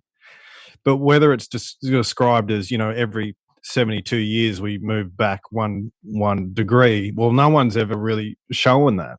And in fact, we're saying we're going into the age of Aquarius. Well, that's not true either, because we're still in Pisces if we're going off the normal zodiac. So, but if you actually start to readjust things to, this is, what I've tried to go at as well, is, they're screwing up our calendar for one. So we don't have a calendar that's in sync with nature. And then you can't actually, from that, you can't track the cycles. So, Yeah. and then there's a harmonic that happens. There's a bunch of numbers and things of how these planets move around each other, all based on a correct basis. You have to have the correct basis of how this is laid out, in a calendar wise, and then work from there. Then you can get all the harmonics out of it. And I think there's something very special with the planetary rotation and the like we've been looking at the sun and the moon's very specific cycles, Mercury or whatever these other planets are doing, would show us some harmonics, some frequencies, different things about how we relate, and juxtapose it to the architecture and things. I think there'd be a matchup that would start to see. So it's almost like they've just sort of messed with the procession rather than there is none. They've just changed the time, so we're looking at it at the wrong point. Is that right? I think what they're trying to hide is more like these harmonic frequencies, like your 432 and all that sort of stuff. There is a specific set of numbers that come out of the correct calendar, and that links up with harmonics, and then that would actually link up to how they built things, because they're all based on this. It's part of the quadrivium. Honestly, so the reason we can't build these buildings now is because of the frequency we're existing in. No. It's with technical skill or crane power or any of that. It's the fact that we can't recreate it in the frequency we're existing in now. Only at that time, because of the frequency. We lost that technology, and it's just been a painful process to try to build it back up again. What I'm getting at is really the quadrivium, and their basically how they did science, and this was through this mathematical. Then you had your geometry, then you had your music scales, and then you had your architecture. So when you actually start to put all those together with your astrological time-based calendars and things like that, that's when you start to build a comprehensive view of these harmonics and how they all actually work together. Yeah, well, I mean, you sort of get what I'm. Yeah, that's what we see with the domes. Is they're all built. They've all got symbols on the top of them. A lot of them have got symbols that are Mars and Mercury. That they line up with the planets and the gods and things. And I've been doing some interviews with Bernard Conklin, who's a mad alchemist, and he's talking about moon phases and planet phases. And when you look at these domes, that they're put in places where certain planets or the moon or whatever will be in a space, so it can collect its energy basically. I guess 12 times a year. So they're all built on frequency, because now we go and build a building, right? And we don't, well, as far as we know, there's no planning. So you just get what you get. And when you build it, the energy is just what it is. Where they went in and they went, we want this energy. So to do that, we need this geometry. That'll create this frequency. So this is what the building needs to look like.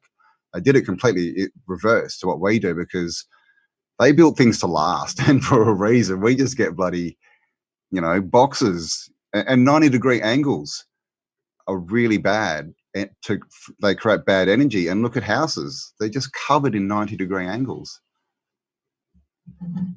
Yeah, the best we got is a bit of cornice in the roof. Yeah, exactly. Jam that up. There's your hide that 90-degree corner. It's not really there. Yeah, all those 90-degree angles do is leach energy off of them. So yeah, having 90-degree angles, you lose so much energy that way.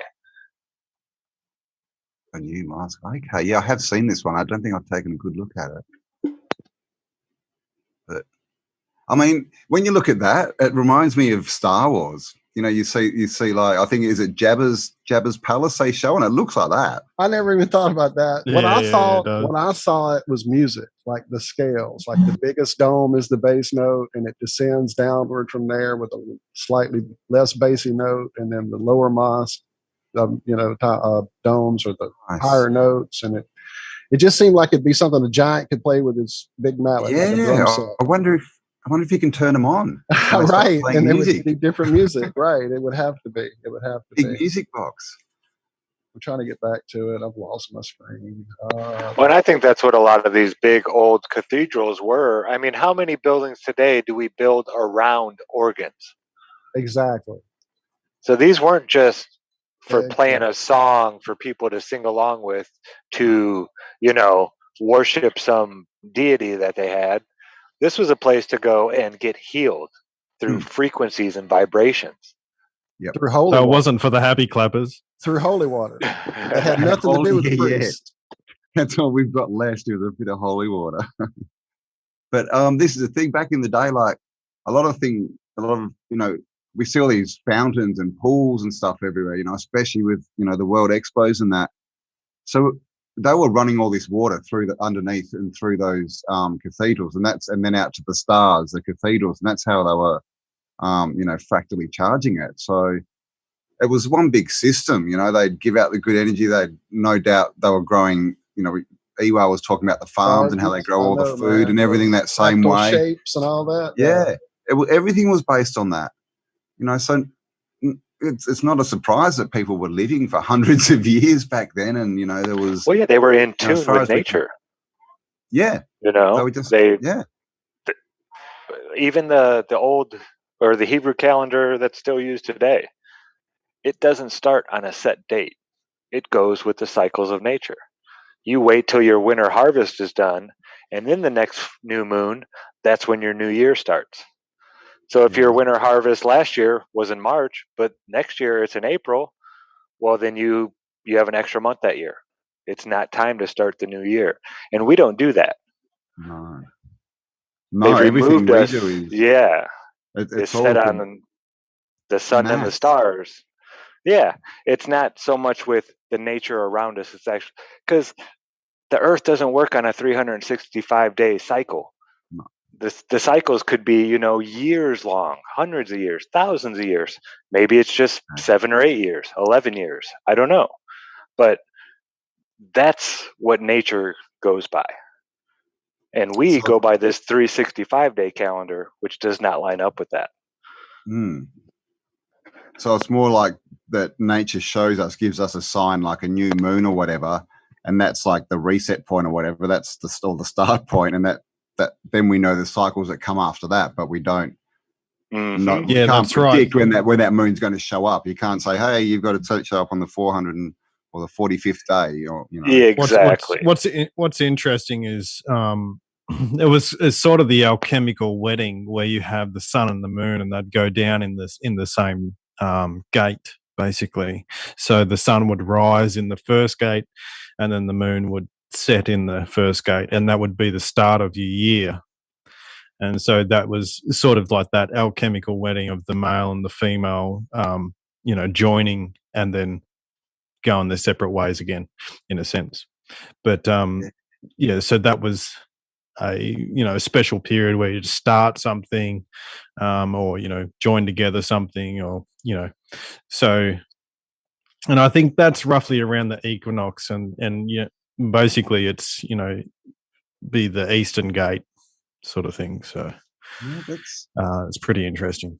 It is. Did there used to be like a period that people would get married in, and like of the year? Do we know that? Like, was there a certain times? Because now, obviously, anyone will just get married on any day. But did they used to do those ceremonies on certain dates when the energy was good? Do you know? I mean, do we know? Well, each sort of zodiac sign dictates a certain type of thing to do, and so it goes through your actual full season of this is when you harvest. This say for what was it? Virgo, you're harvesting your fruits. For Libra, you're harvesting your wheat, and you're about to start to sow. With Scorpio, you start sowing for your winter, and those sort of things. And so Aquarius, you'd be at the hearth, you'd be at by the fire having your rest period and things like that. So yeah, each one of those 12 zodiac signs dictates basically what you'll be doing in that year. And Taurus, you know, you're getting out the bull, you're about to seed the ground, break the ground open, and also associated with all the flowering. And you know, so Gemini is actually the most perfect month in a sense. It's sort of like this. It's not too hot. It's not cold. It's where everything's full of life, and so that was like your balance point in the year. So you know, and you can see if you look at the tarot, well, the Gemini is related to the twins and things like that. So, in a sense, you could say that's the joining time. But there might be others as well. It's so this is the thing we get. They love to tell us that everything is so. It's just weird, isn't it? They say, oh no, none of this, you know, spiritual stuff exists. But then they love to sort of tell us, oh no, it's all spiritual. It's all spiritual. but what you just said then, that's very practical. That's farming. That's information to grow food. That's really, you know, that's just practical information. That's got nothing really to do with connecting to the spirit. I mean, maybe you're getting information from nature, but you know, we're told that that's got nothing to do with anything. You know, it's been occulted. Everything they've hidden this from us. You know, and now terms like alchemy and astrology and all these things are considered taboo. That's black magic. That's, you know, you're not supposed to look into that stuff. Joke. It's something on a cartoon or a kid show, or it's not even a real thing anymore. It's not even dark anymore. Look what we get. Pretty much alchemy's turned into stage magicians. You know, we just get these people on stage, and that's what we get because you know that's magic. Magic comes from the Magi, which were the four wise men, the Magi, and then you know what's in there, right? The I Magi Nation. That's where the magic happens in the creative part. So. Yeah, some dude pulling rabbits out of a hat and repeating the same thing 100 times. That's not very creative. Yeah, when you look at the Zodiac, that's all you really see is all these associations with what you're supposed to do in that period of time, and it's very practical. And then you can find spirituality out of that when you're in alignment with that natural seasonal progression. Then you're doing the right thing for each season. And this is, you know, as someone who has an organic farm myself, you know, I'm very interested in this. You know, when do I rest? Or when do I actually, you know, use all my energy? And, you know, when do I kick back and harvest and all these sort of things? And how do I get into that cycle and work with nature to be most productive and, you know, get the most enjoyment out of my own life? And the Zodiac does sort of show that, and it has like these special little stories as well, like say with what's her name, Demeter, and these other ones where they're a symbolic character of the seed, and she'll be held in Hades for 6 months of the year, and then someone comes and releases her, and all of a sudden you got spring. And so she's symbolic of the Mother Earth, you know, withdrawing back and being held down into the winter times, and then released to give all her energy, you know, back at springtime and flowers. And so, yeah, that's what these little stories are about, a symbolic way of showing the cycle. And it's really actually quite beautiful once you understand what they're trying to say. Man, we just don't know what's going on, do we? Not a clue. This is the thing. If we ate properly, we had the right. I mean, we know what they're doing with food. You know, if we had the right diets, that would just change so much. You know, and fresh water, everyone would be so much more conscious. You know, because it's all the crap they put into us that hold us down into this state, which is really what they want to do, don't they? Because you know, if you're in a lower state and you're emotionally charged, you're controllable. And that's what they want. That's what all these SJWs, you know, that are running around screaming, you know, people who are losing their minds, they're easy to control. You just give them something to yell at, and they'll go and yell at it. It's like, Yeah. But they're not charging their own batteries, and that's right. With you, when you say the food and the chemicals that they put in the soils and all the rest of it, and chemicals in the water and things, the people have got too much build up of toxins, and when they're toxic, then they're not going to think straight. So, exactly, bang on. The foods are, yeah. Yeah, well, it's like you said. Have you heard of Don Tolman? No, I don't think so. No, he's definitely worth checking out. Don Tolman. He talks. He's like he actually started off researching, like getting into like old catacombs and finding old scripts and books and stuff, and reading all these ancient things, and through there he got onto pulse, which is it's in the Bible. Pulse, it's kind of food they used to eat, and he got into nutrition and all that kind of stuff from there. But he talks about the growing seasons and how, like in winter, you eat like the root sort of base foods, the foods that grow underground, like potatoes and sweet potatoes and things like this. In the spring, you eat things that you pick, like fruits and berries. And so basically, for every season, there's a type of fruit or food that you should be eating. And then I guess in a cycle of 12 months, that helps to clean the system out. Like if you can imagine, if you're only supposed to eat, like carbs and solid foods in winter, and we're eating that all year, we're never getting to the point where we're eating berries and fruit and cleaning that out. Yep. And so, yeah, he talks about it as, and it's all based on obviously what grows in what season. It's just, mimicking nature and sort of learning and using the cycles as we should be doing.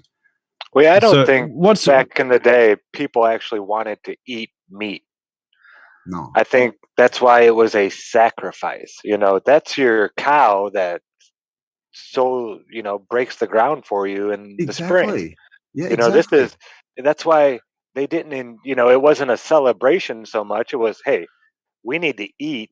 We don't have anything to eat. We're going to have to sacrifice something that we love and care for and need. But in order to survive, we have to sacrifice it. The one thing, if you want to really get sort of to the nitty gritty of what animals in their natural environment and humans do differently, is that we use fire. We cook our foods. As far as eating, yeah, for sure. Yeah, exactly. So every other animal sort of lives to its full potential, eats what it needs to eat that is biologically adapted to that type of animal. Yeah. Now, we bring in fire, and all of a sudden we're eating everything that's outside of the range of what is biologically adapted to our body. Yep. And so all of a sudden we have all these issues just by that. Now, if you think about it and take fire out of the thing and say, well, what can I eat raw, and what would I actually enjoy eating raw? Now you're limited. Now you would say, well, yeah, you'd be going fruits, berries, like those vegetables that are easy on the palate, So, and it really limits your range. But then all of a sudden, you're going to be eating at your what you are, your own biology. Not to mention increasing fiber. You increase basically the enzymes, and then you're increasing the electricity by the plants as well, by eating those plants, because you're not cooking the enzymes out of them. Yeah, and you're also getting the stuff from the soil. You've got all bits of the earth still on them. So you're getting, charcoals and, earth and clays and different elements in there. And what do they do now? They pick it and they bloody run it under chemical water, basically, and then say, hey, have this. Yeah. Yeah, this is an interesting topic. Yeah. I mean, the other thing about fire is, if we ate meat that wasn't cooked, we'd die. Yeah, that's right. Oh yeah, we don't have the stuff like you could take, your dog, go throw a dead pheasant out there. He could eat the whole thing and he'd be fine. He's got so much bacteria in his saliva and his gut that is made to break stuff like that down and fight all those different parasites and the bacteria that come with it. Whereas we don't have that. That's why they say, oh, the dog's mouth is so much cleaner than a human. That's not true. It's just a dog can eat anything and survive. They have all that stuff in their mouth that it doesn't matter what they eat, their body can go through it. And and it also really comes down to the length of the intestines. If you look at a carnivore, cats, all them, they have really short intestines. So they're getting it. They've got a strong digestion process. Take it all and then just throw it out as quick as they can. They can eat huge amounts in one sitting, and then they just digest it as quick as they can and get it out. Whereas we have a lot slower. We need a lot more sort of moisture in our foods and all the rest of it. So, yeah, we're just a different being. We're not dogs. We're not omnivores. Even though that they want us to think that we're omnivores, I don't think we are. It doesn't. I mean, look around. Look at the state of the health. They keep promoting the same things, and people keep getting sicker. It's. Well, yeah, maybe that's what it was back in the day.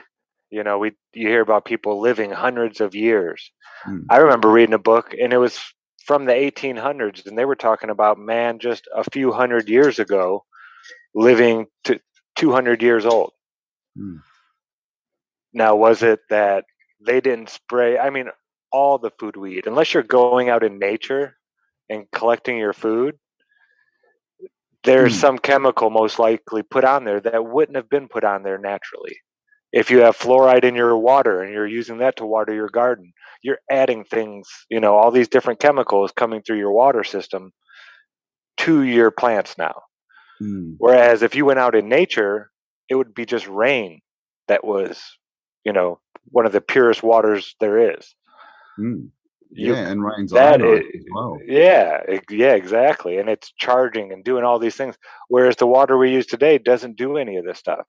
So who's to say that we couldn't live to be 200 years old if we went back to the old ways, gathering our food from nature, not growing it ourselves and having to care for it and tend for it and add all this stuff into it, these chemicals and these things, to where you just go out in nature and get your food and it's pure, it's healthy, it doesn't clog up your system. I don't know. Our friend Candy it's also in chat this morning was just talking about her town came and talked to her because they were catching rainwater in buckets, trying to keep some flooding at bay while they were doing some repairs on their land. So yes, it is still illegal in certain parts of the United States to collect rainwater, and yet it's criminal. The shit pulling out of your faucet, that's great. You suck that down. Have that. Show me my wet signature. Where did I agree to that? What social contract? Only if you comply. Get back to like living older, this gets to, and you're saying that there was no snow on the mountains past the 1600s and things like that. I really do think there was a massive change. Like, the sun could have been hotter, which would lift up more waters into the atmosphere, creating a better greenhouse effect. Different charge potential in the electric field, more oxygen. Yeah, there could have been a bunch of different things. Dioxide, And then as soon as as I've looked into some of the pages, especially on like the Rex research sort of stuff, where they show electro farming type stuff, where you get rid of weeds with by zapping them and whatnot, but also having high voltage charges in your greenhouse to increase the plant growth. So that sort of lines up. You got bigger plant growth, healthier plants, and if we're in an environment that's more like a greenhouse, you would just feel, especially with higher charge, you would feel amazing, and you would be able to, like your strawberry probably would be as big as your hand. It'd be like an apple. Oh, that'd be so awesome. Well, they do it now with just CO2. They just get greenhouses and pump CO2 into them, and they get huge yields. Everything grows Oh yeah, 2-3 times as big. my buddy was doing that. He I think 3 times a week he had his grow room all set up digitally to where he had to go and check the water once a week and then change the pH if it needed it. But he would hang out in there all the time with his plants. You know, he'd high five them on his way out the room and everything. But when the CO2 was going through, he said those were the times when he wouldn't be in there. But he said he'd come back in after it all cleared out and everything. And yeah, the plants just, they're darker green. They're all standing up. They're reaching out. They're all super happy when they get those big doses of CO2 like that. Yeah. Which, I mean, so it looks like that there's been some atmospheric change, doesn't there?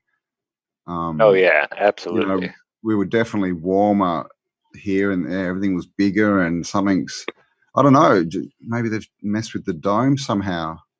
But talking about food and the whole parasite thing, I had a chat yesterday and with a friend, and we were talking about, you know, everyone's talking about the parasites, right? The parasites, but you know, what if they're actual parasites inside our body? Yeah, our buddy Horace Sheet called in this morning talking about things that are inside us and how that's part of what this whole big picture is. Yeah, for sure. Have you heard That's about your like Stargate type thing? Remember those guys? like the what were they with the thing on their head? Yeah, and their eyes glowed and that. Yeah. They had the snake in their back of their neck. Yeah, that's or right. something. Yeah, they were possessed. Parasite. Yeah. That's the thing is there's parasites out there. And, some of them go into ants, get in ants, and they take control of them, and they make them climb up on the top of the grass, and so that a cow will eat them. So they just fungus. inside the cow. And then there's another one that they can only reproduce in a cat's stomach. And what they do, they get into mice, and then they mix up all the signals in the mouse so that the mouse loses its fear of cats, and it'll run out in front of a cat. The cat will eat it, and it's all just so that this, parasite, that's the word, can get back into the cat's gut, so it can amazing. So these parasites actually can control, you know, animals' thoughts, how they act, all this kind of stuff. And I mean, what are we seeing at the moment, guys? Dude, Candida yeast in your gut makes you crave sugar like a psychopath. That's just a little tiny organism in your gut. So, and what do parasites feed on? Sugar, fried food, all this stuff they're promoting to us. Yeah, that's right. There's a full linkage. You know, if you look back at the Essene Gospel of Peace, which they talk about, you know, this is where supposedly, you know, Jesus was healing people and basically sending them on fasts and talking about this demons, getting the demons out. Beelzebub was a parasite in the body. Exactly. So it's really interesting. Yeah. And this is the whole thing. Like when you read it like that, it's actually practical and you can use it for something. But when they go, oh no, it's all just spiritual and they, you know, they kind of give it in this frame that, you know, don't really pay too much attention, just, you know, believe. And then it's worth nothing, is it? Like as far as information, it's useless if you look at it like that. That's the same way that. The same way they wanted to look at the buildings. They just felt like building these big structures and devoting them to the sun. It's like, well, maybe they actually have a purpose. Right. You know, the same type of thing. No purpose. Taking it on faith. Enough time and enough slaves, you can build anything. Or an Egyptian pharaoh. Let's take, 60 years to build this for this guy that died 30 years ago. I won't be around when you're finished, but let's get started, guys. Come on. So, I mean, you've heard about the Ark of the Covenant fits perfectly inside the sarcophagus of the King's Chamber in the Great Pyramid, and the Ark is a capacitor. Did you know that? I've heard that. They were That showing would- us that in Indiana Jones. So weren't they? literally, Come on, they man. reckon if you put it back in there, it could start the whole system up because it's a Yeah, capacitor. put the capstone back on top. Put the Yeah, capstone back on. absolutely. Yeah, There's a reason they won't put that capstone back on there. exactly. Is it because they don't want people to know what's going to happen, or because they don't know themselves what would happen? See, when you look at all these old books, if we sort of look and go, well, what are demons? They're always related to snakes and serpents, which look a lot like tapeworms and other parasites. If they are parasites and it's all actually about expelling demons, and that's what all these books were. Look, there's something down here that's bad. We need to get rid of it. Wouldn't it sort of make sense that all this technology they had would have somehow been tuned to protect us or to keep them out? So if the pyramids are part of that system, there's no way in the world they want that capstone ever going back on, because that's the end of their control. According to the Emerald tablets, there were certain words and frequencies that would call out these beings, these serpent beings, if you will. One of those being the name Kaninigan. If you're familiar with that, Chim, shout out. You know what I'm talking about. Kaninigan, the end again. Poor old Michael Finnegan being Indian. Yeah, isn't that they say that certain beings can't say the word Kaninigan? Exactly. Oh, really? Oh, yeah. That's The frequency, the vibration. What, because it'll hurt them or something? It's a name that supposedly came from the Emerald tablets, that back in the Atlantis days, that was a name and a frequency they would use to call out these beings and reveal them as they hit amongst us. Oh, where did you get people on the streets? I down that rabbit hole quite a few years ago, and believe it or not, this morning someone in my Twitter feed sent me a video from CNN of a little sideways blink from somebody. It was like, are you kidding? That's still going on? Come on, guys. Wouldn't it be interesting though to go out and dress up as a reporter and try and get close to some of these people? To those fuckers, dude. And introduce yourself as that name. Just go, hi, I'm Kinnigan, and then try and see if they'll go sorry and then say it back to you. That'd be funny. Because also they don't like dogs. Yeah, there's a saying Baldini taught me. I never trust a man who doesn't like dogs, but I always trust a dog who doesn't like a man.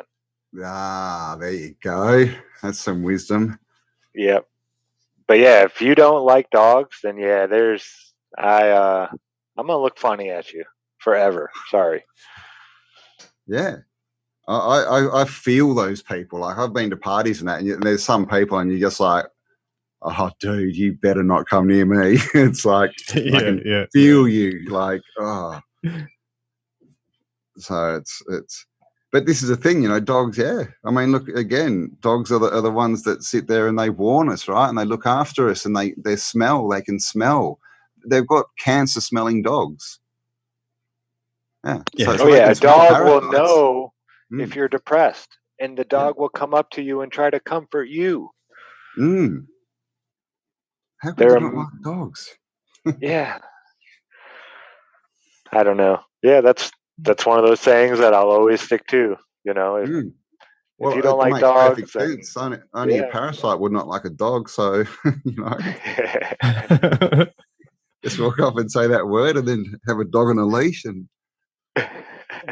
Kaninigan. Name your dog Kaninigan. Hey, meet my dog Kaninigan. Oh, that's great. Turn around and take off running. And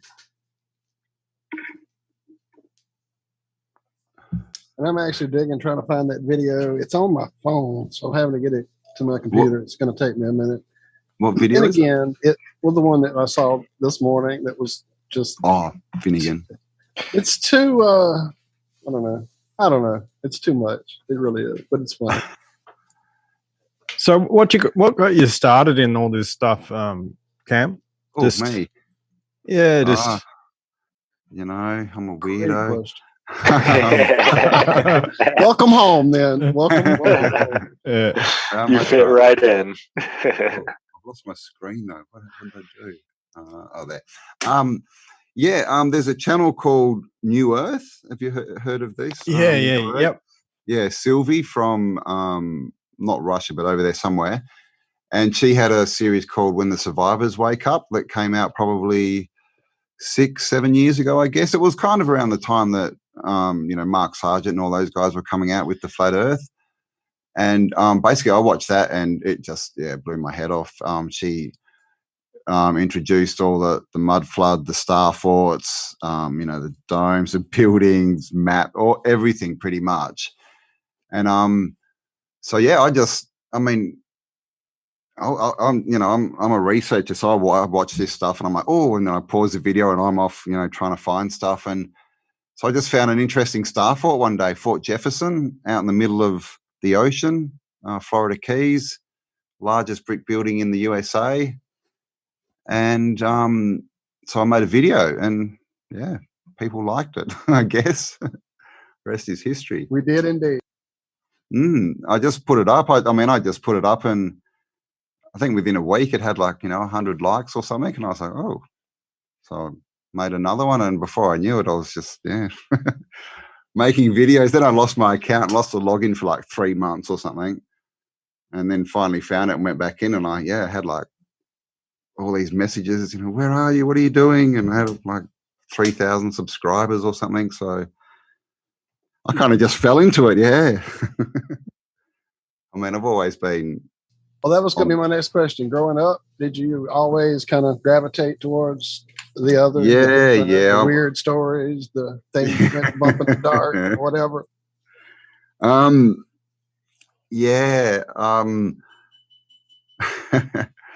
Childhood was interesting. I was pretty much born, questioning, confused. Is that the right word? Born under the star of Confucianism. So the world never made sense to me, ever. I remember being a child, young. My first memories were where the hell am I? What is going on here? They were literally my first memories. So, I've always been confused. So I've always been the weird one, but for some reason, even though you're sort of the weird guy, if you want to put it that way, people have always come up to me and thought I was the one that they should talk to if they have problems, and that I've got answers they're looking for in that, So it's this dichotomy, you're the weird one, but everyone wants to know what you know, and it's and then you tell them and they don't listen. So that's exactly it. Yeah. So you get that, but I was lucky. Dad was in mining, so I went to 7 schools. So I pretty much missed that indoctrination as well. I was never in a place long enough to really be indoctrinated. So I was pretty lucky with that too. And then, that's pretty much it. I've just always been a searcher and a researcher, always into I've just always known, I don't know, innately that there's answers in the past, there's answers in history. And so I've always gone down that path. And then, of course, when I found the star forts, because I was into the pyramids and the megaliths and Graham Hancock and all that kind of stuff. I was way into that. And then that Survivor series just changed everything. Just oh my God. It wasn't thousands of years ago. It didn't happen 12,000 years ago. It happened recently, much more recently. So the star forts, once I started looking into those and seeing just how big and massive, not just the building, but the earth that they shaped and moved and kind of just drew onto the earth. They just painted this beautiful picture on the earth, and it's not just land. They've implemented water into a lot of these, and they're just gorgeous. But these tiers are 20 feet sometimes. You know how much earth is in there to be shaped and moved and molded like that, and the perfectly symmetrical. There's no way an ignorant this and that built that to that precision just to keep people out. No, That wasn't the reason. To deflect cannonballs. That's what all the points are for. Didn't you know? That's why they're shaped like stars, cannonballs. Well, when you was talking before, like you said, it's shorter time frame. I think that makes a huge difference to our perception, and it brings it into our reach. When you say, "Oh, they added 1,000 years," that means it's 1,000 years closer to us, and we can find that much more information. It's that much closer to our past, and you know what I mean. Before they pushed it out of our reach, in a sense, time wise. I think that's been a huge thing for me as well. Understanding that they've brought it closer to us, and it's within our reach now. Yeah, and especially like the brick buildings. All these pyramids and that, you kind of think, oh, well, how could we ever do, they're so massive and they're so different to what we do. It's obviously way in the past and something different. But then you see a red brick building, and it's like, oh, we make those today. Yeah, exactly. There was our people who made these. Right, but then you see those red brick alcove ceilings, swooping, crazy archways, and all that shit and you're like, oh no, we're not doing that shit with the red bricks, are we? Where did all the bricks come from? I think UAP, he's done a few basic calculations, and he's come up with over 60 trillion or something. It's just, it's ridiculous. Like, they're printing bricks like we're printing money. It's there's almost enough bricks out there that they would have had to lower the whole, realm a meter or something to get all that material. Well, where did it all come from? We had stuff Beagle on, and Biggs was saying that there are people out there that are actually trying to do some calculations, like just some rough estimates on building sizes, and just to see how they could have possibly even made all those bricks and the time it would have taken them to make them, and just try to figure out where all these bricks could have even possibly come from. And then you need the mortar, the glass, the steel, and then you need the manufacturing. You need to be able to make the mortar. You need to be able to make steel into a usable thing. Like, there's so many industries you need up and running before you can make a building. And what about warehouses? Where were they storing all this stuff? You can't tell me they were digging bricks out, baking them, and taking them straight to the work site. Where was all this stuff being stored before it was being used? There's just so many questions. Think about some of those pictures transported, where there's those scattered field of the big bricks. They're not assembled. They're not laid out. They're just there, like in a field in front of other structures in the background. I've seen a few on your stuff. I've seen on other channels. I may even have one I could dig up, but seems like there's one in the Mexico area, in the Mexico City area, where they're building the big, huge rotunda thing, which is now we know the engine and whatever. And in the front of it, it's built. It's there. There's no place for these big stones to go, but out in this field in front of it, there's all these huge white stone brick things. So is it possible they were fucking growing them? Literally, like you say, 3D printing them on the fucking plane itself, using the energy grid as a freaking Star Trek power source. Just, well, there's someone in Japan there's a company, and they'll print you a house. There you go. You go. See, it could have just been, they could grow you can grow things from frequency, and these things are they literally mimic a frequency. They show you the frequency in the structure. Oh, you weren't here earlier. Let me show you something real quick. Hang on. Our friend TJ. But it's not only that they made bricks and that. It's these, like Biggs was saying, you could get a wrecking ball or something like that and hit it into one of these buildings, and it won't even break it. Like they're at a much higher level of building material just on its own. You see the brick houses we build today, they're all sort of got a crack in them 5 years later. Right. You know what I mean? Like half the fucking wall. It's like, jacking it up. Yeah. Right. You can destroy them with a good party these days. Our buddy TJ shared this with us in chat earlier. Cam, it's a site that'll do a 3D print of an audio phrase you say. I love you. Oh, somebody's is that name. frequency? Those are frequencies in 3D form, Oh. dude. Is that not insane? So, I mean, think about the tops of these buildings. The fucking Just little, yeah, exactly. Look at the shape of those. right? It's nuts. Oh my gosh. That was a brain breaker that happened early on. Yeah, I'm glad I could remember to share that with you. Yeah. Wow. So, I mean, and see, that ties in as well with, obviously we've Hugely. got frequency of the stars, but then we have the cathedrals and the windows. right? The stained glass, those round stained glass windows that are always above the organs. It's all Well, yeah, frequency. they're shaped all like magnetrons. Yeah. They harness energy naturally. That shape right there it does it. Yeah. So you can imagine if you're playing an organ to a certain frequency and you've got water running under that's getting, charged, and then you're using those windows like speakers and you're putting it out through a fractal pattern. I mean, what kind of energy are you going to produce? What kind of society? I don't think you'll have people running around robbing each other. It's just completely different. Now we are living in 440 idiocracy. blasted at us. Mm-hmm. Oh yeah, we're living in idiocracy, but it's not like it's done on accident. No. This is the plan. Yeah, it's weird.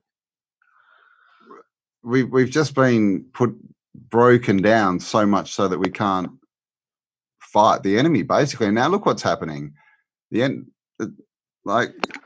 easiest enemy to conquer is one that kills itself, right? It's like, hey, go and kill yourself, would you? Okay. Oh, that was easy.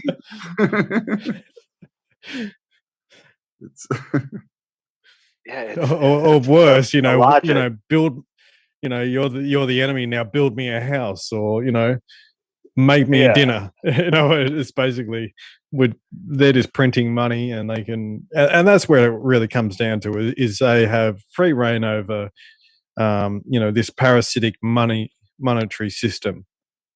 And if that wasn't implemented, all of a sudden things would change on so many levels. It would just be, people would not recognize the place we were in if we went back to a actual, fair valued monetary system. Well, people are so indoctrinated. It's the whole mummy daddy syndrome. People are too scared to leave home.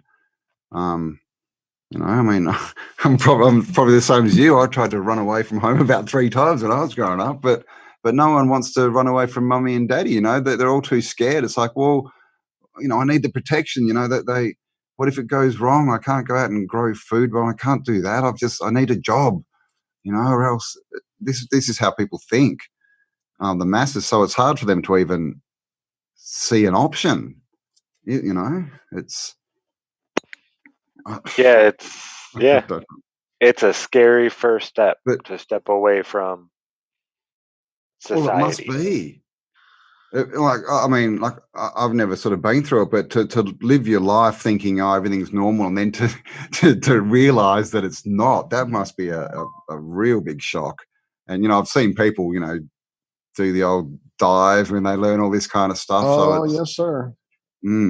Yes, sir. It's not good. You've got to get through that. I'm just lucky. I was just confused. It was good when I realized other people could see it, though. That was good. And especially the way it's become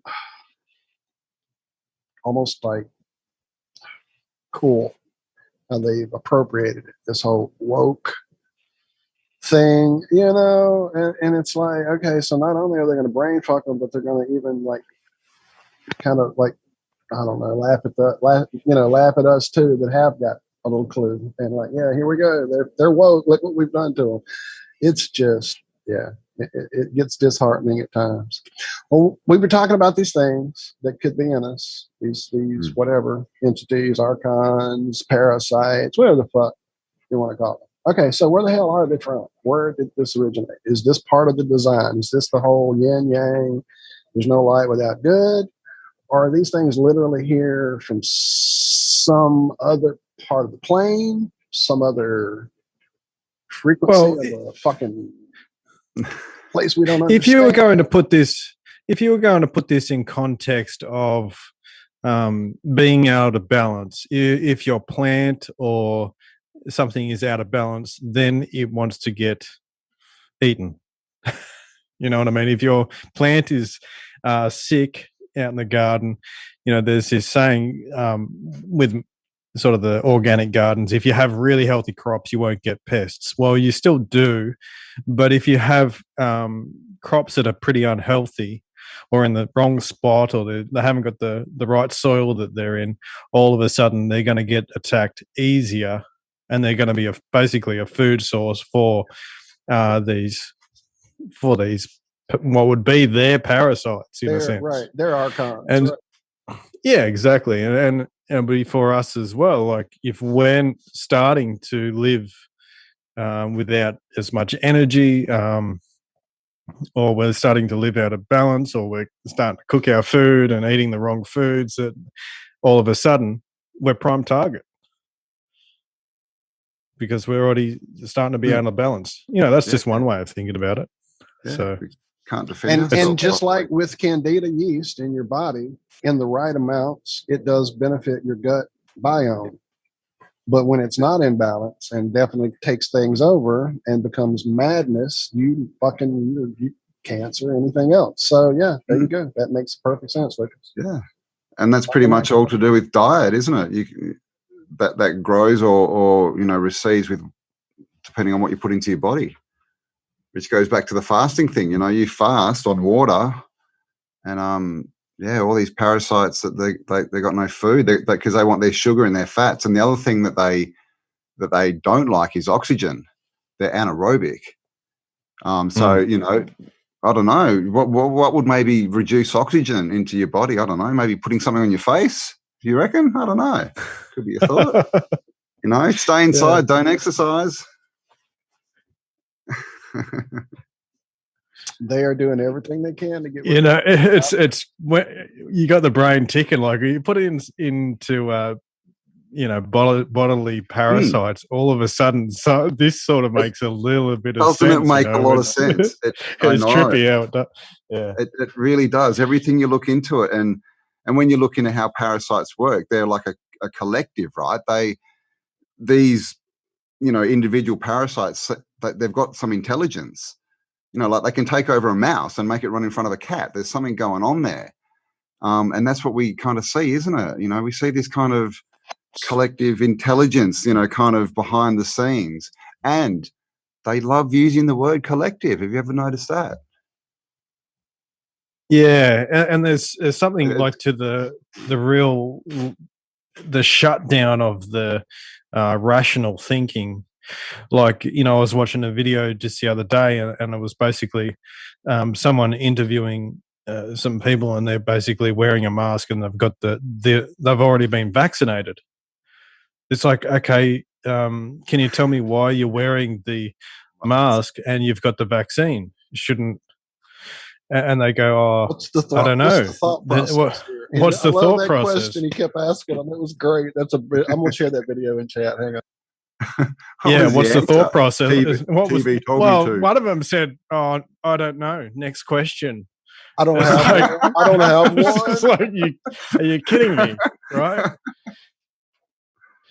Oh my God. And none of them really had a decent answer to that question. Well, you can't, for one, but there was no. Well, one guy had one. He said he was only wearing his mask to promote whatever festival was going on, which is still not a rational thought when you think about it. You could wear a shirt. You're a badge, dude. You could wear a hat. Why would you restrict your oxygen intake? Come on. Exactly. Let's hurt ourselves to promote whatever festival I'm at. No, that's stupid.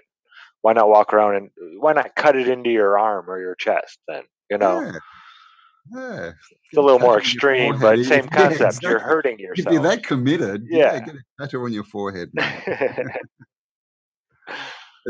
And then a lot of them come out and they say, "Oh, I'm just wearing it because I want to, let everyone else know that they should be wearing theirs."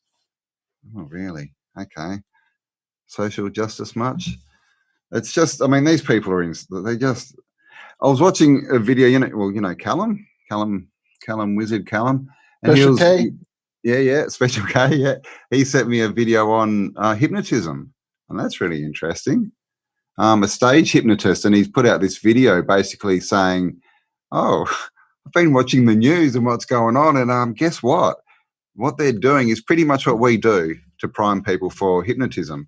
And he used to teach it, and he's like, "Yep, you get people into a charged emotional state. What are we seeing? And then you start implanting ideas, repetition over and over again. Well, what are we seeing? And then what happens is these people, when they're hypnotized, they don't know they're hypnotized. And when you wake them up, they can't remember. So they're not thinking when they're hypnotized. And what are we seeing? Yeah, that's really interesting. And then you'd like have those trigger words, which would be a social distance, and they're two oxymorons. So the brain actually has to shut down to try and deal with that word, because they're both social and distance don't go together. No. Well, and not only that, but they're encoded geometrically, gematria with numbers as well. So really interesting. I've always said it. When you watch the news, they'll have that little ticker down there at the bottom, just pumping information out there. Up in the corner, they've got the time, and they've got the temperature, and they've got some little animated weather thing going on here. They've got a graphic for what the guy's saying that doesn't always necessarily match up with the words that are coming out of his mouth. So they just throw all this information at you. So your logical thinking just shuts down completely, and you just start accepting information. Yeah. And then you have to take into account the way that the newscaster talks and just the lilt. And your brain has to focus, because it is so not conversational that it takes just a little bit of effort to focus. Well, what's the next word? Because you're so used to being able to predict sort of what the sentence is going to be and how a conversation is going to go. But when he's got that lilt, you got to stop and you got to pay attention and sort of anticipate and wait in anticipation for what that next word is going to be. And it's just that whole combination makes an adult just like a child watching cartoons. Adult watching the news, just sitting there, slack-jawed, shoulders down, a little bit of drool come out of the mouth in that hypnagogic state, and they have no clue what the hell's being done. They just know they need to wear a mask and get a vaccine. No, yeah. That's why we can't reason with them, because they don't know what they're doing. They're just obeying commands. You know, you ask them, and the only literal response they've got is TV said so. They don't know. Yeah. That's why I said if you could somehow get a message out, on the emergency broadcast system to where every phone, every computer screen, every television heard this little 3, 4, 5 minute rant about the government overstepping its bounds and getting out of control and being, taken over by people who don't have our best interests at heart, and then shut the system down for just a few days, I think that could break people out of their trance. Maybe blow up a building, blow up Parliament, maybe. Yeah, that was Guy Fawkes's idea. Yeah, blow up the TV center, right? They live. Let's do it. They live. Rowdy. But yeah, that television it's the greatest weapon. That idea was the greatest weapon ever created. How's this? Like when we were growing up, what was the TV? It was the idiot box, right? Now what do they want you to believe? They want you to believe it's a smart TV. Exactly. Smartphone too, don't forget. Smartphone, yep. It's smart. You don't have to be smart anymore. You just look at the phone and you're smart by default. Ninja Warrior is out my balls, by the way. Bad Pie Man. I love that. That's a good analogy right there. That is a good analogy. I have come here to chew bubblegum and kick ass. And I'm all out of bubblegum. Oh, that's a great movie. Great movie. So, since you did that, how far down that rabbit hole have you gone, sir?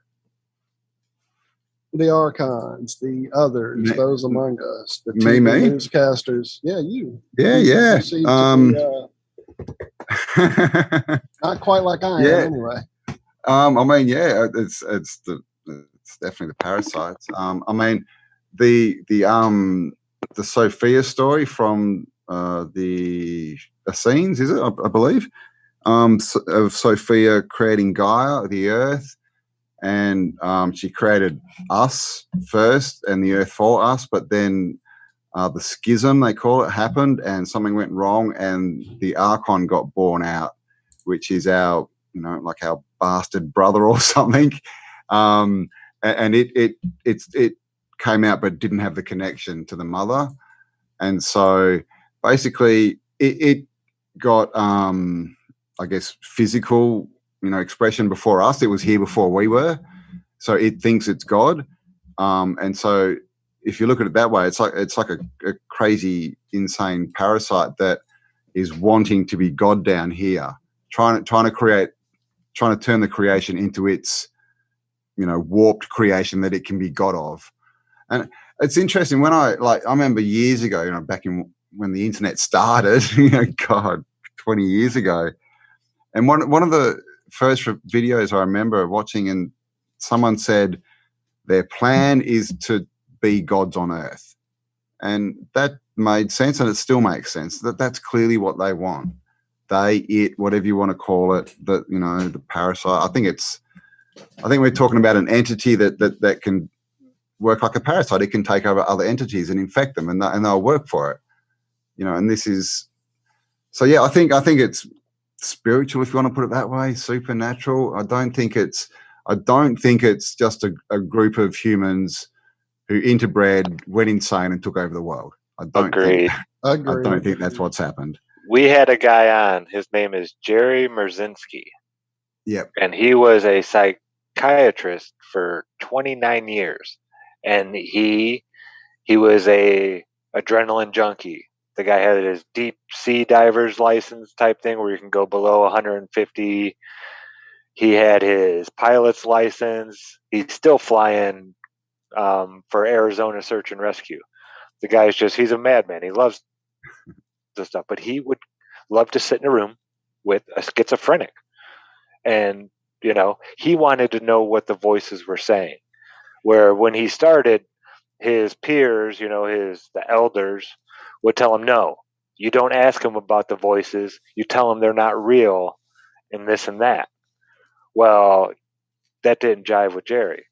So Jerry got a different job, or doing the same thing, but in a different place, where he was the only psychiatrist there. I believe he was in a prison for 11 years as a psychiatrist. Yeah. And he had it down to where he knew exactly what the voice was going to tell the person. People that never spoke to each other ever, all these different schizophrenics that he spoke to. And he knew what the voices were saying to them after he learned, and he found a social structure even to where a certain voice wouldn't be working, and another one, it sounds like the voice in your head. It's not like an audible voice. It's like the voice in your head. And they don't only attack schizophrenics, they attack you and me and everyone. Like you're driving down the road and you'll all of a sudden have this weird thought of, hey, I'm going to pull across the lane and smash into that car just for a split second. You don't do it, of course, but that thought was not from you. That was them going fishing. Yep. Let's see if this person listens to what I say. And the people that do listen, well, those are the schizophrenics. Those are the ones that I got one. Let's, keep poking and prodding at this person. And now why they do it, I have no clue. But they all say the same things. Don't read the Bible. Don't smoke marijuana. You can go smoke crack. I haven't heard that one before. Okay. Yeah. You can go do meth. They actually promote you doing meth. Exactly. Doing coke and things like that. And he had a meth addict come in one time, of like an old meth addict. People that, it's a miracle they live that long doing that much meth. And this guy saw the shadow people. And now a lot of people that have done meth that have stayed up for days straight have said this. They've seen shadow people. Well, this guy, he would see their glowing red eyes, and they spoke to him. And this is when Jerry said he was the scariest the scaredest he's ever been.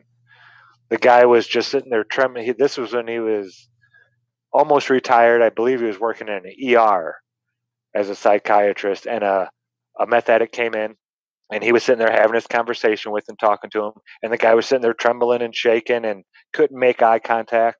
And then all of a sudden, he has to speak to, the shadow being. And all of a sudden, he said the guy's eyes just stared right at him. He quit shaking and started talking in a totally different voice. And Jerry said it terrified him. But yeah, these things are there. They're out there, man. Yeah. I saw the video where he was talking to a girl, and he actually started talking to the archons, and they were like, yeah. They were like, going sick. And then he told the girl, he said, "Oh, just get a bucket, throw them in there, fill it full of concrete, throw them in another bucket full of concrete, tape their mouths up and throw them away." And she did, and the voices stopped. And he worked out that what anyone who's infected, what they see, and believe in their pictures in their mind actually happens in their realm to them. So he was saying, literally, put tape around their mouths, chuck them in a bucket of concrete, and you won't hear them. Eventually they come back, but yeah, he's an interesting guy, isn't he? Because he's the only one who actually wants to talk and see what's going on here. All the rest of the psychiatrists is, "Oh, no, it's not real." "Yeah, it is." "No, look, take these drugs and they'll disappear." Yeah, exactly. That's it. What about the two meth heads driving around in the desert smoking meth? So one guy's driving, one guy's smoking, and just smokes until he can see the shadow people.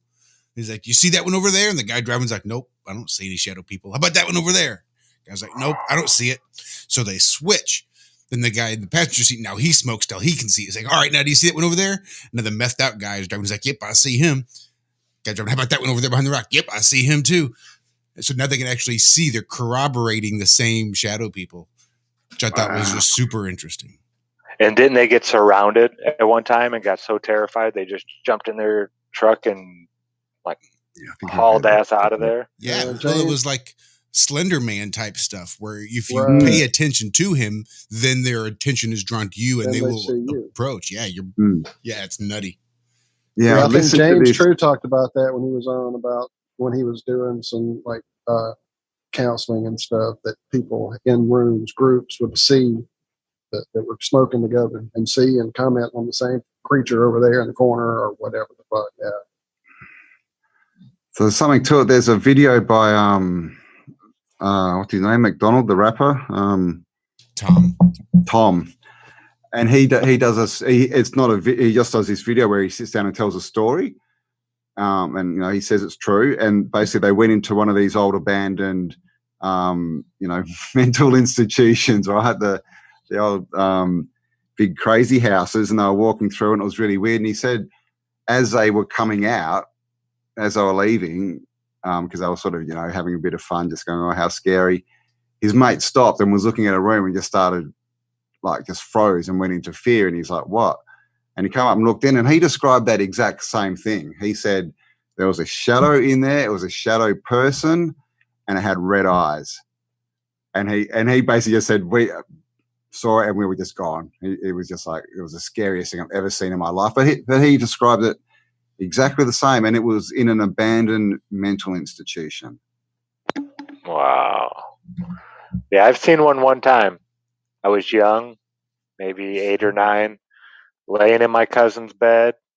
It was a sleepover, and he was passed out. I woke up about 3. It had to be like middle of the night, and we were on the second floor, and there was a light out the window, and then there was a tree in between the light and the window. So it always put a shadow of the tree branches up there. And I opened my eyes, and there was this weird looking big thick shadow that wasn't a tree branch, that was like a head with a top hat on. And it wasn't looking at me, it was looking to the side. So I saw a silhouette of its nose and its mouth, and then it had this hat on. And I'm sitting there thinking, like, what could be making that shadow? There's, we're on the second floor. There would have to be, it can't be a person. And then all of a sudden the shadow of the head turned and looked at me. And I pulled the cover up over my head and closed my eyes real tight and fell asleep and woke up. And I asked my cousin about it the next morning. And he said, I know, I don't want to talk about it. Don't bring it up anymore. And he was young. This wasn't like an adult conversation, but he was dead serious and he was like terrified. As soon as I brought it up, he knew exactly what I was talking about and said, I don't want to talk about it. It's weird, isn't it? I'll never forget that. You know what I think about sometimes is suits. Why do all these people, why can we only see their head and their hands? Everything else is covered. Everything. And even if you go back, the hats as well. Like, if you look at, the videos from the 1880s when, the populations were being introduced, all suits. All the controllers always in suits. The boss man. Yeah, the boss man. Yeah, the boss man. They always got they'll either have the hats on or different types of hats, won't they? Like, are they and you're covering right, up they're all something? Are their bodies different to ours? Are they covering them? Don't know. Because you never see and more than a they're handful all, of they photos. can't they're take all the so sun. well dressed. Wasn't there? They're all. Go ahead. I'm sorry. It's those photos are strange. I mean, there's either no one in them, or there's just a bunch of people, and they're all just like super well dressed. It's just like, Well, what's going on? Think about the elongated skulls. That like Rob Skiba. Homo capensis. So, and then the hairstyles that would be resulting from that we saw. Okay, well then carry that forward to like that same idea, 60s. the stovepipe hats or the whatever, trying to conceal Beehive. something, beehive hairdos, the big wigs, whatever. Yeah, that's shit. Yeah, and the fish head hats of the popes, the fish heads, they've all got men in dresses with funny hats. It's Yeah. I've actually got a video up. I don't know how true it is, but it's from the Vatican, and it's a procession of all the the bishops and stuff, all in their garb. Mm-hmm. And in the middle of the procession, there's a short green dude with a really big head. Wait, I need to go. What? See I haven't seen that. Can we show that? Let's see that. It's like, oh gosh, okay. Yeah, you won't take our channel down. Well, you can. Come on. Say that. Oh, dude, it's so funny. But yeah, that's kind of freaky. Yeah, I don't know. It's not confirmed. Because I spent a few years in that whole little short guys with big head research, so I'm intrigued.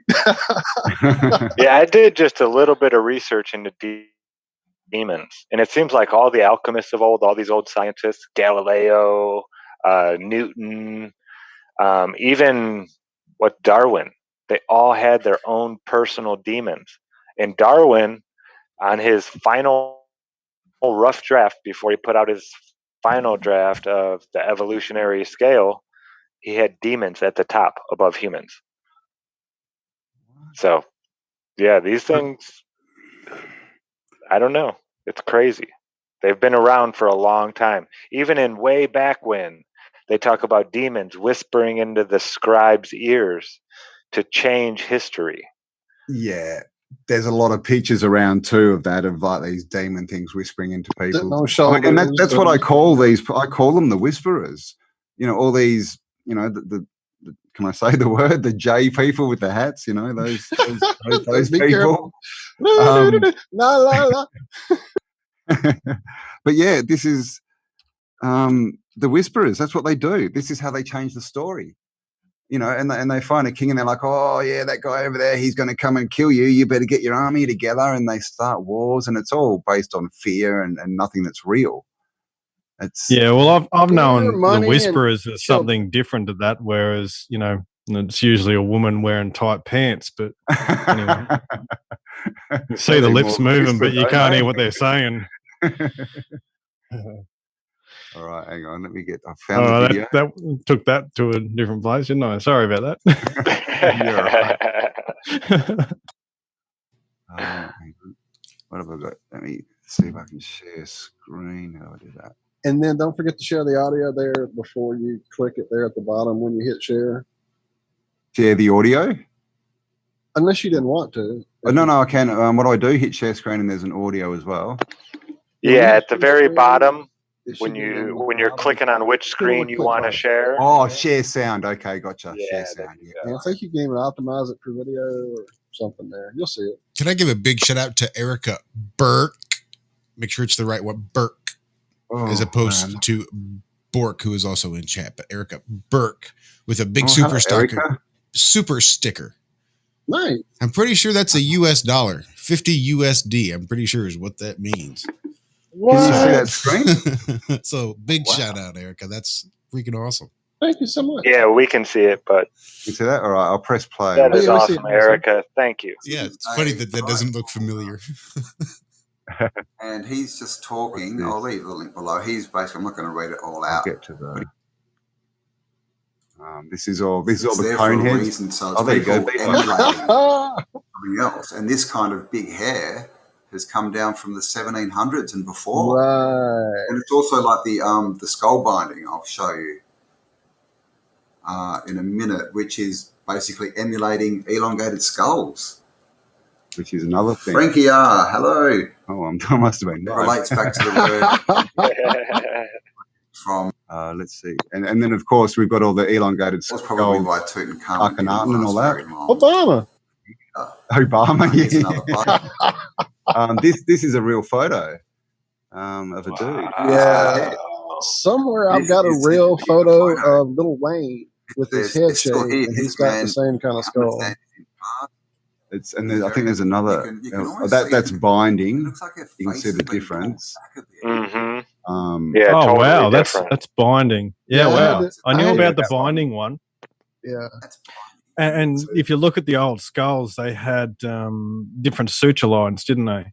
Yeah. Well, the elongated skulls, they don't have the middle suture that we have. Exactly. They've got two they call fontanelles, platelets, and we've got 3. Okay. I got into all this research this back in the day bill. with, oh yeah, I love this one.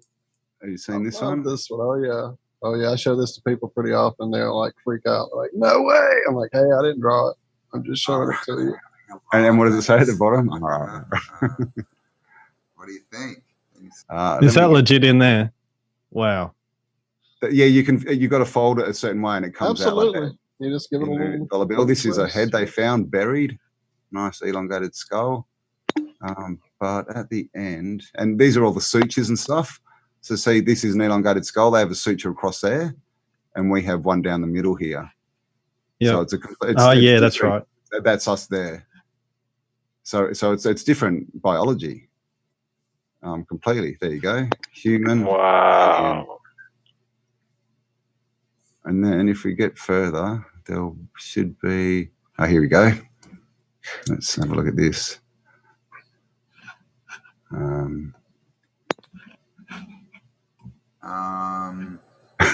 Vatican homos. That's not right. Homo capensis. And, who am I to say? All right, so this is, let me just get rid of myself. This is a video. This was sent to me now. I'm sorry. Thank you to whoever sent this to me. I didn't write your name down, and what is it they like to alter. And as you can see, we even got the Swiss Guard here. And they're walking in, and what do we have? All the bishops with their mitres on, and what there is you go. Right here. So you can see it's got a red, tunic, whatever these things are called.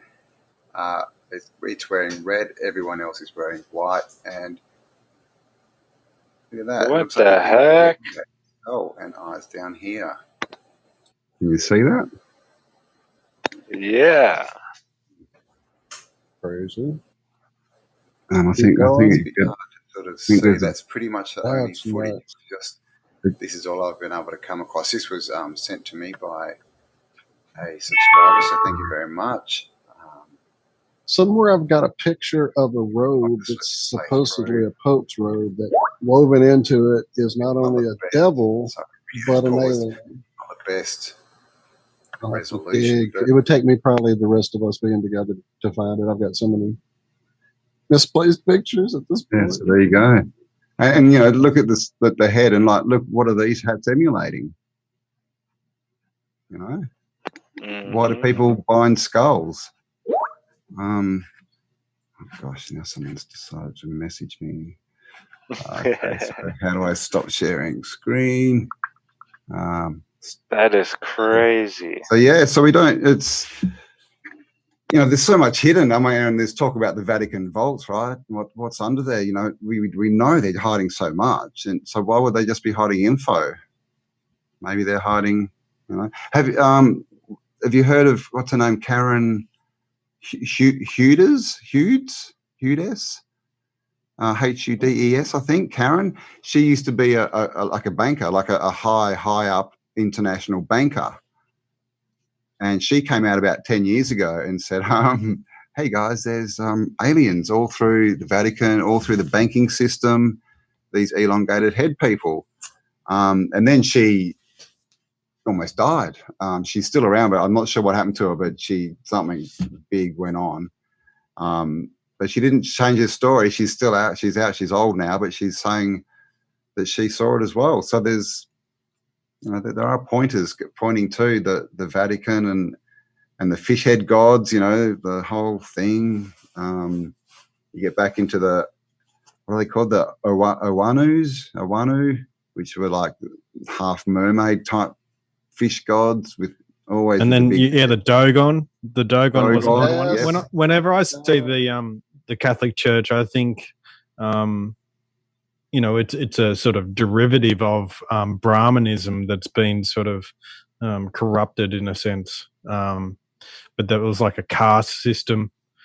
But yeah, you know, it's interesting when you look at the Vatican. It's almost like, to me, it's holding on to the old world rituals and traditions and things like that. But it's just a poor reflection of it. You know what I mean? It's like they're doing everything that they shouldn't do, but they're still living like the old world would have if everyone, you know what I mean? Like they've got the free tech and all the stuff. They got the free tech, they got the riches, they don't need anything, but they're going through some of their rituals and things, but they've pretty much lost, in a sense, the meaning behind it. You know, they're sort of like a empty corpse in a sense.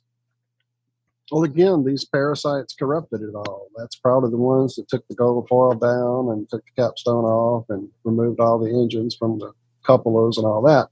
But think about, was it that? Hang on one second. I'm sorry. I completely lost my train of thought because I've opened another screen here. Damn it. I've got too many things open. What were we talking about? Dagons, skulls? Yeah, the Dagons and the fish. Oh, that fucking book. Okay, I'm going to hammer it again, and I've sent you a way to get to the book. It's there. You'll see it. It's there in our chats. Definitely give it a look because it talks about that phase, that phase of these beings, the fish, ocean creatures, and the gods that were related to that, and that was part of our history. Now, in that book, of course, you know, this is a guy who's been exposed to a lot of the secret school teachings. Obviously, he doesn't reveal exactly all of his sources, but he talks about a lot of stuff with some very serious, like, authority, I guess. And so these histories having been, like, wrapped up on the ball, if you will, they've had to expand these histories to encompass, you know, eons or whatever. So these ages that we never really got to, these great years of 21, whatever thousand, whatever cycles. Yep. So again, that's part of this whole sky clock offset thing that I'm still trying to grapple with. But just that idea of this phase not being millions or eons ago, because these things are shorter than we thought. Are these ages accurate with this time frame of these beings? You know what I'm saying? In other words, are these myths and these histories closer to us in history than we were taught? or that we're told, or because everything's a lie. So that's what I'm trying to ask, I guess. Well,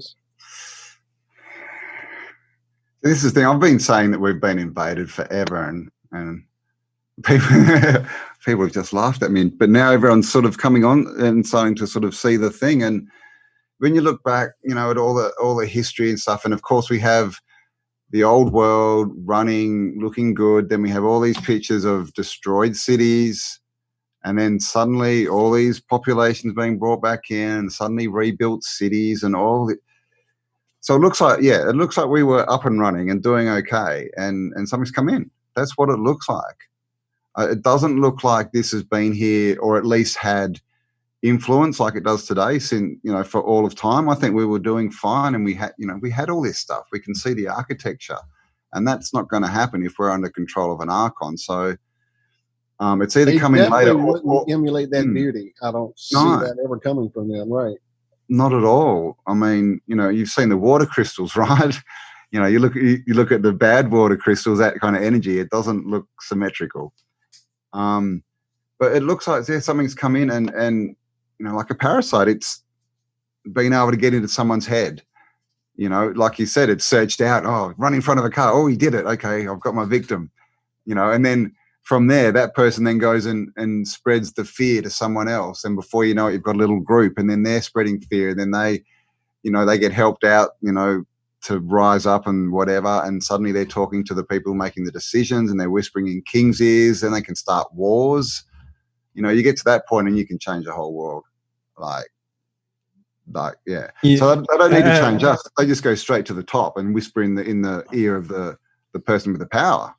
That's how they do it. That's exactly what they did. You know, we're not going to speak about the J word, but you know, they would go into a place and say, then help people out with their usury monetary system. Yes. All of a sudden, they've got these people that owe them debts, they owe favors, you know, and then you work your way up. It's really easy, and then all of a sudden you've got your whole little township or kingdom that you've got now under the control of this usury technique that you've basically stole all their wealth.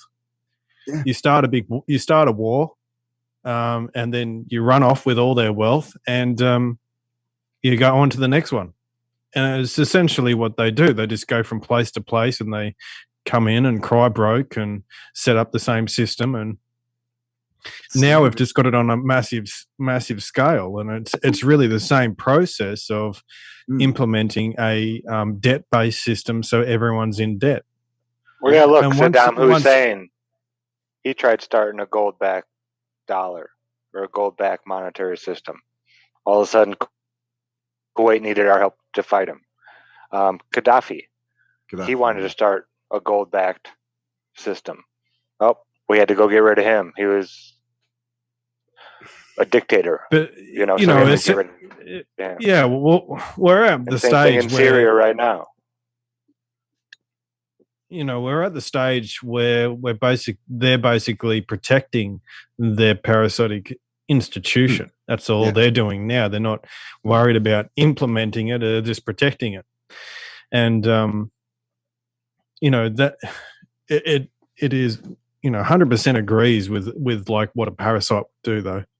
You know, it's crazy. It is. It's leave your host with just enough life to survive. Yeah, well, this is, you know, everyone's been saying, you know, if they wanted to kill us, they could just kill us. Why haven't they killed us? Well, because we're a food source. So they don't want us strong. They want us just, limping along and under their control. Absolutely.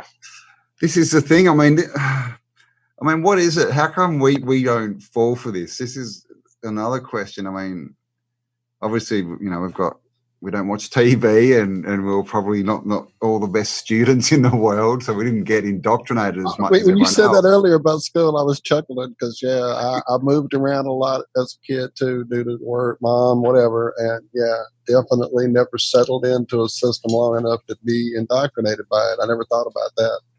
I just thought it was the resistance that I got here with. Well, and at some point, we I guess we come to understand of what's fair and what's honorable, and that's where you really draw the line. It's like, is that fair for someone? Is there some compassion produced by yourself to say, well, how would you feel if you were in that position? And that really what it comes down to. When I come across that lack in people, it just breaks my system to see people without empathy or that being able to put themselves into somebody's feelings of, what did I just do? I shouldn't have done that. Or what did they just do to them? Or whatever it is, that just seems to have been completely like either like factored out, bred out, food, TV'd out, whatever of people. It's astounding. If you play some online games, you'll see that there are some people out there that are just asses for being asses' sake. It's ridiculous. Well, they're just parasite. That again is another parasitic trait, isn't it? They don't care about their victims. They take them over and make them commit suicide so that they can get what they want. That's so parasitic. I mean, look at wars, right? I mean, come on, it's the same thing, right? They're just using us to create the space that they want to live in. That's what a war is, and that's what a parasite is. There's a parasite that gets into a spider, and it's implanted in the spider, and it makes the spider build a house out of web, like different to a spider web, but this big, thick webbed house that the wasp can grow in, because it's a wasp. And then the spider builds a house, goes inside the house, the wasp breaks out of it, lives in its house, and eats it. I mean, jeez. Wow, yeah, right. I haven't seen that one. I've seen the wasp fight.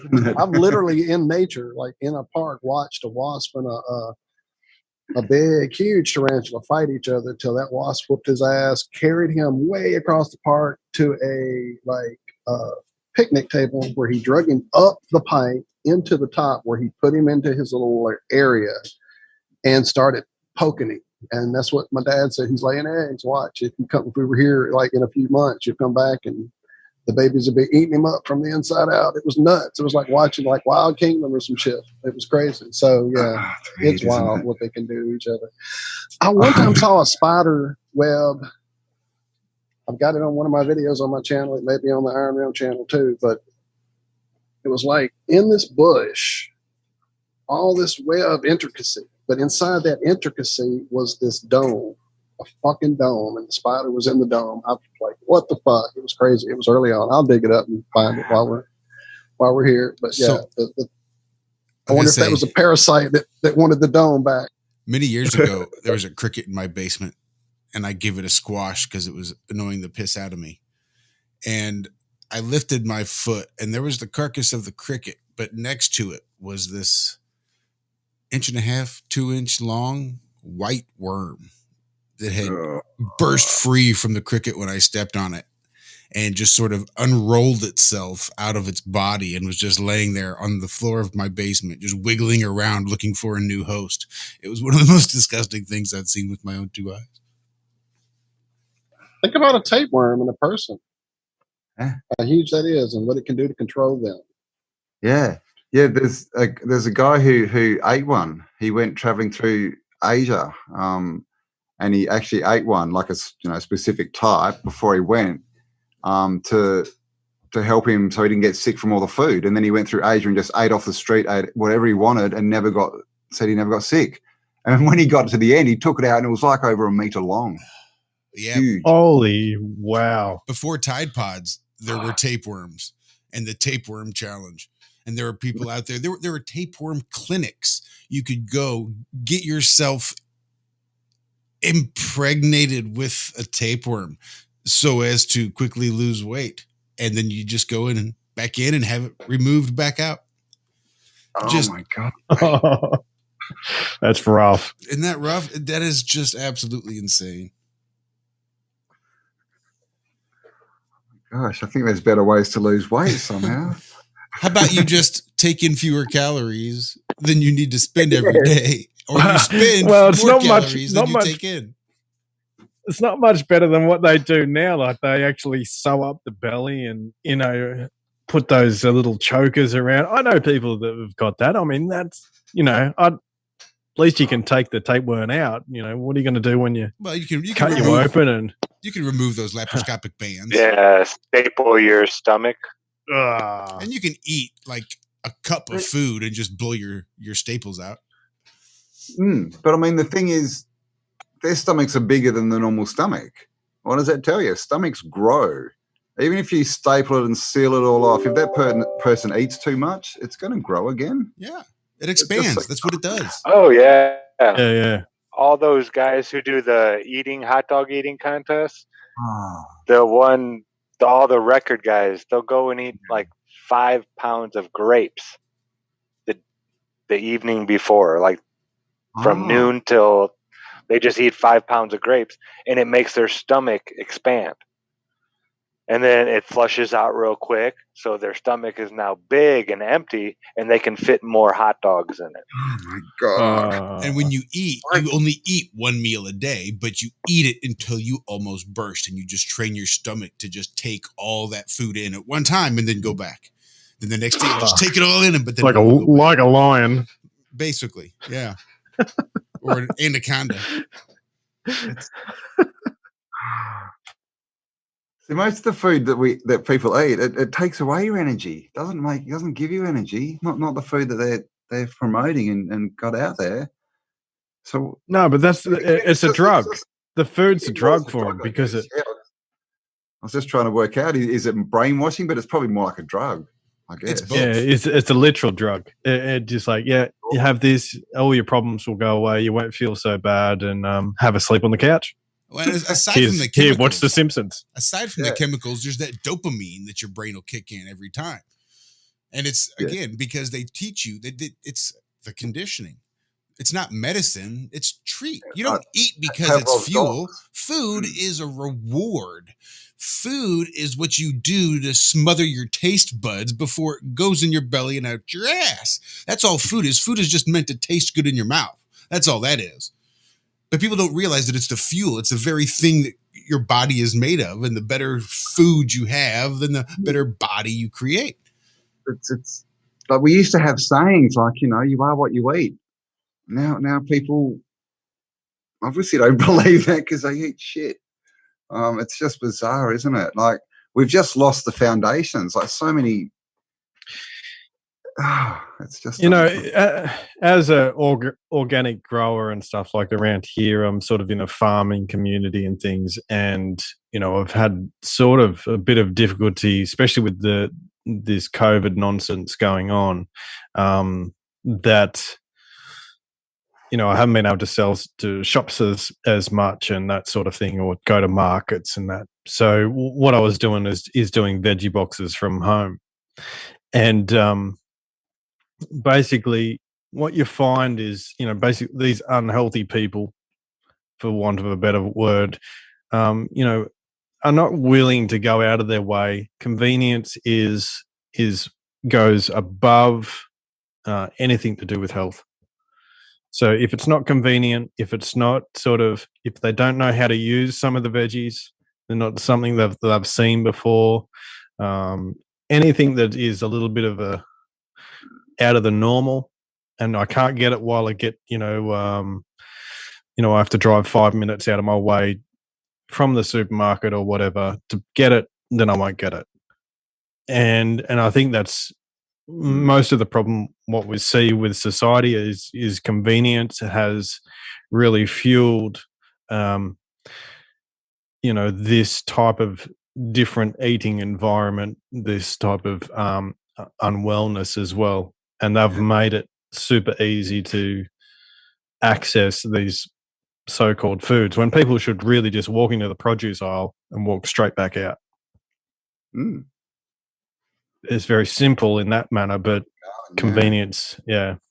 But I mean, they don't even teach kids how to cook in, if school was worth anything, they'd teach how to, how to cook and how to make good food, right? But they're not interested in that. They're interested in training people for jobs. And then you get a job, and what is everyone running around saying? Oh, I don't have enough time.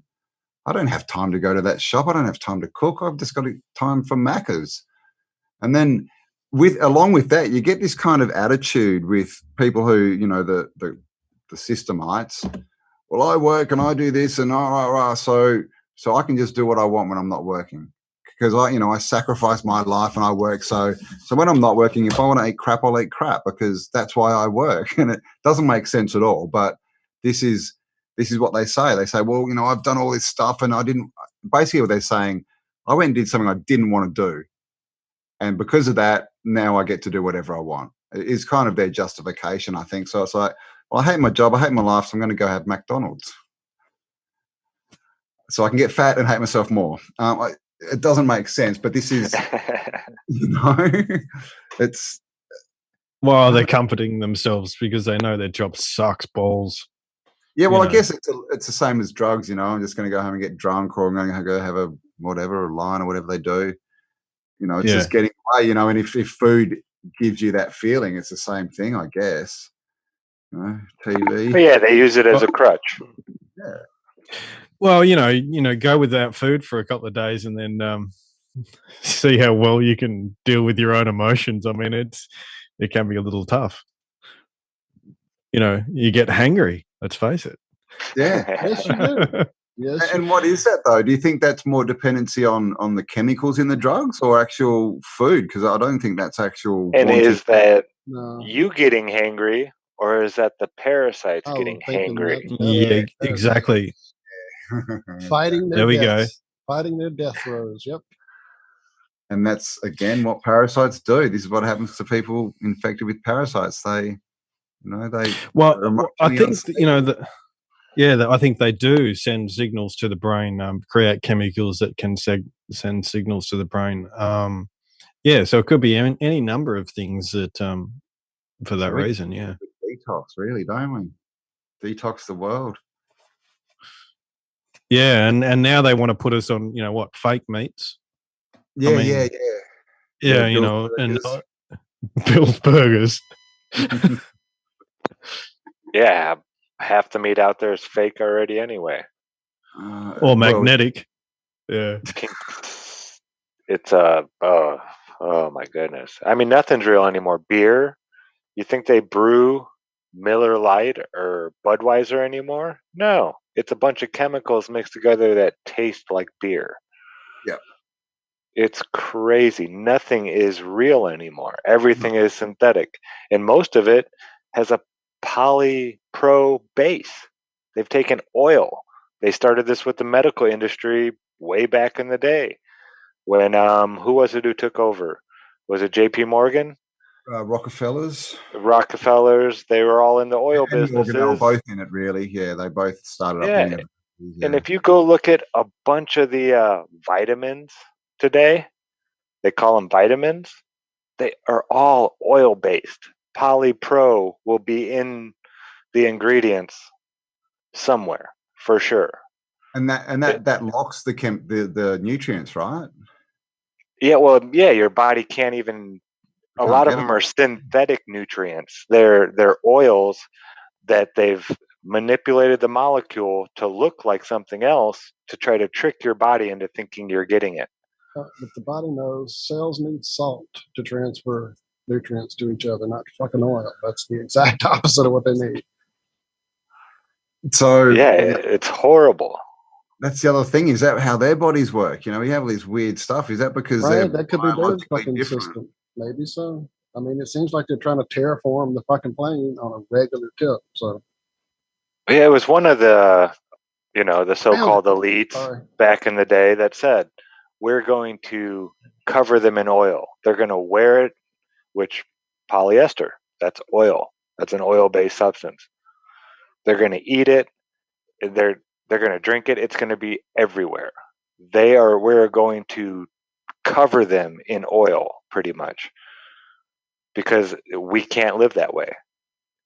Well, yeah, because oil is like an inhibitor and it holds things apart, doesn't it? And makes them inaccessible to our body at a biological base. Yeah, and then you've got all the hormone disruptors that come along with certain sort of plastics and oils and things as well. So all of a sudden, if you are aware of our world today, you're dealing with people that aren't really sure if what gender they are, and you know, those sort of things. So yeah, that's, you know, that seems to be where it comes from as well. Yeah, right. You didn't answer my question. Are you happy? Of course I'm no happy. Look at me, I'm a big fat slob. I've got bigger titties than you do. I've got more chins than a Chinese phone book. I've not seen my willy in 2 years, which is long enough to declare legally dead. I can't stop eating. I eat because I'm unhappy. And I'm unhappy because I eat. Oh, you didn't want to wait for the minute silence? What a fat bastard. I think I just soiled myself. Yeah. Hey, before we get too far from it, I did finally find that video, and it's like really hard to see, but in a second I put some filters across it, and you'll see it here in a second.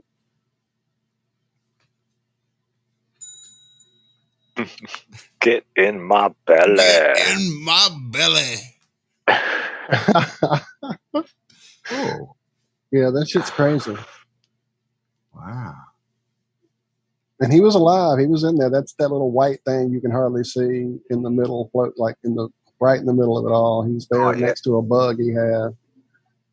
But yeah, it was crazy how all those threads were supporting a dome inside that fucking shape. That's the thing. It's not easy to do that. No, not at all. Especially in an environment like that, leaves that are blowing in the wind. And this is close to some waterfalls, interestingly enough, in Oregon, which is where this was, like really about probably 10 steps back. There he is, you see him? 10 steps back, and there's a huge waterfall. But yeah, he's just like hanging out right under the pole star, just ready to munch on whatever. Or she, I'm saying he. I'm being sexist, I guess.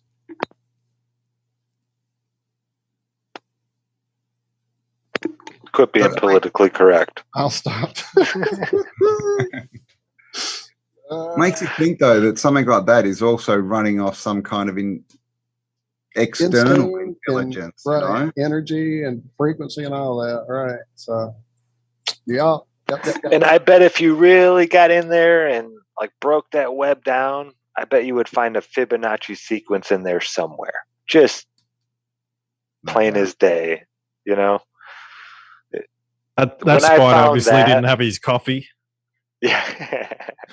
You seen those one where the spider has coffee and they're just all munted? Yeah, they can't do anything when they have that coffee. Everything's all messed up. Same thing if you blow smoke at them. They'll start making crazy webs when they get high. Depends on smoke. It depends on smoke. Didn't they do experiments? I heard, I don't know if it's true, that they were giving them micro doses of LSD just to see what kind of webs they build. Pictures somewhere. It would take me forever. Let me just look them up. I mean, so a microdose is actually pretty small for a human. I don't know, like. Yeah, well, I mean, it'd be a micro dose. I don't even know how you get it that small. I don't know. I don't know about how I'd feel about feeding a spider. It kind of sounds a bit like a story, but it has been around for a while. So. I think that's where Charlotte's Web came from, because I'm pretty sure once you microdose the spiders, they'll get words that show up. Guess who gave us this information? Anybody? Rockefellers? Anybody? NASA once fed spiders to drugs like LSD and marijuana and watched the stone bugs make deformed webs. Okay. So does anybody want legit source? Get on any further with this legitimate? No. Let's quickly reverse out of that one. Yeah. Back it up. Just back it up. Yes, science. Oh gosh. So I wonder why they. What would the point of that story be? I wonder. To get smart people to take drugs or something? Oh, look, it's all sciencey. Yeah, LSD is science. Interestingly enough, I guess the benzodrine web is the most efficient one. So I'll send the story to you guys. Hang on. Well, we mentioned that this morning on the show. We were talking about how the 60s were a way to demonize psychedelic drugs. Whereas, we hear that the Indians use them as medicines and for ways to guide you back onto your path spiritually. When you ask Mother Nature a question, you would do it while you were in this state and you would get the answer. There were times when it wasn't a recreational thing. It wasn't like, hey, let's all go sit around the fire and get all fucked up. That wasn't the meaning of it. It was you only used it when you needed it. It was like a medicine. It was an ally. Interestingly enough, this is the regular web next to the LSD web. And I'm just saying, if you're thinking about the offset of the map, and I'm just fucking around. So what? The one on the right is a web made by an LSD spider. LSD spider, yeah. How does it make that piece of web that's not connected to anything, that's just a straight line just floating? It's tripping, man. That's the one I saw. That's impossible. Can you see that? Yeah. I'm sure this was done. There's a few of them in there that are impossible. There's cuts along the side there as well, so they wouldn't be standing up straight. There's a process of capturing these things on plates and shit that they used to do. And I know in the 80s, because my uncle had about 8 of these spider webs on his walls all over his house, in these huge ornamental frames that were different colors that had been applied to them, paint or whatever, and it was a delicate process, obviously. So it's probably something like that to get the full photographic effect. They probably broke some of the web. I don't know. I'm just guessing. It is NASA we're trying to defend here, after all. This doesn't look very intricate for a spider web, does it? No, it's probably an album cover from the 60s. It looks like a bloody Andy Warhol painting. So who knows? But I mean, it is from NASA, so it's clearly it's true. So someone's going to have to do some experimenting, but I don't experiment on living things. No. So maybe we could find Spider-Man, Hey, Yeah, why don't we? What we should do is just find a way to intercept the message that our RNA is delivering to our cells. That way we can create completely different cells. So we can just get one little shot, adjust the mRNA in our body, create whole new cells of ourselves, and we'll just roll the dice and see what the fuck we become. I'm in it. Do I need an injection for that? I'll line up. Sign me up. Fucking give me 2. Here's a little better reproduction, I guess, just to give you guys a better frame of reference. So it was just bad photo reproduction. If you look here on my screen on the one created with the LSD, it just was bad photographing of the web. You see, it is all there. You do see that, right? Yeah. Same thing with the crazy caffeine one and the crazy benzene green one. Okay. Speed. That's what I said. The speed one is pretty crazy. It's pretty crazy. The The mescaline sleeping one, pills. Mescaline, That's probably the mescaline one's nuts. Yeah, that was dude, I gotta make a web. Thorazine was just one single strand. Just a strand. It's just a spider hanging there from the string, not even making one strand. It's just zoned shuffling out. along with 8 legs. The 8-legged Thorazine shuffle. Oh, good stuff. Well, gentlemen, I'm gonna have to bow out. I got a long day tomorrow, and I got to get up early. I got a bunch of stuff to do. But this was awesome. It absolutely was. Thank you. Please come back and hang out anytime. It was an awesome pleasure, brother. It was. Had a blast. Nice to meet you, Zach. Absolutely. Thank you, Zachary. Love you, brother. Yeah, love y'all. You guys have a great evening, and I will speak to y'all next week if You I do. too, mate. Have a good one. I hope so. All right, See you, Campbell. Zach.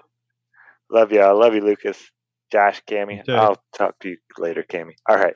Sweet Okay. dreams. Love you, brother. Take Toodles care. poodles. That being said, I don't want to keep you Oh wait, it's not late for you. You're up. You're ready to go for the day. 7 more hours, he said. No, I'm Not kidding, man. I 9:30 don't know what your a.m. time frame is. I don't want to keep you all day for sure, but it's definitely. How long have you guys been going since? We just We don't hit even- 3 hours and 23 minutes. Oh wow, okay, geez, yeah, wow, gee, that's all right. And we did Yeah, 2 that's hours decent. this morning from 4 a.m. to 6 a.m. Yeah, wow. So whereabouts are you? I am right smack dab pretty well in the middle of the U.S., right just Oh, okay. south of St. Louis, Missouri. So And right I'm there. just a bit south, right? And I'm south of him, pretty much directly in the middle, right next to the water in Louisiana, in the U.S.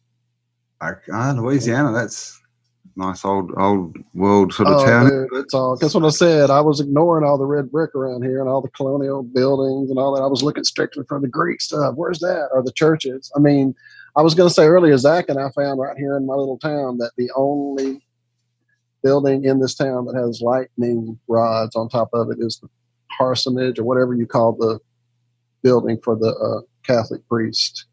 Yeah, behind the Catholic church that has all the ornate metal on top and the stuff, that they're hiding. So yeah, it's crazy that that's the only building in this town that has a lightning rod. St. Louis has a company run by a Rothschild, and basically they collect the red brick buildings. It's called Red Brick.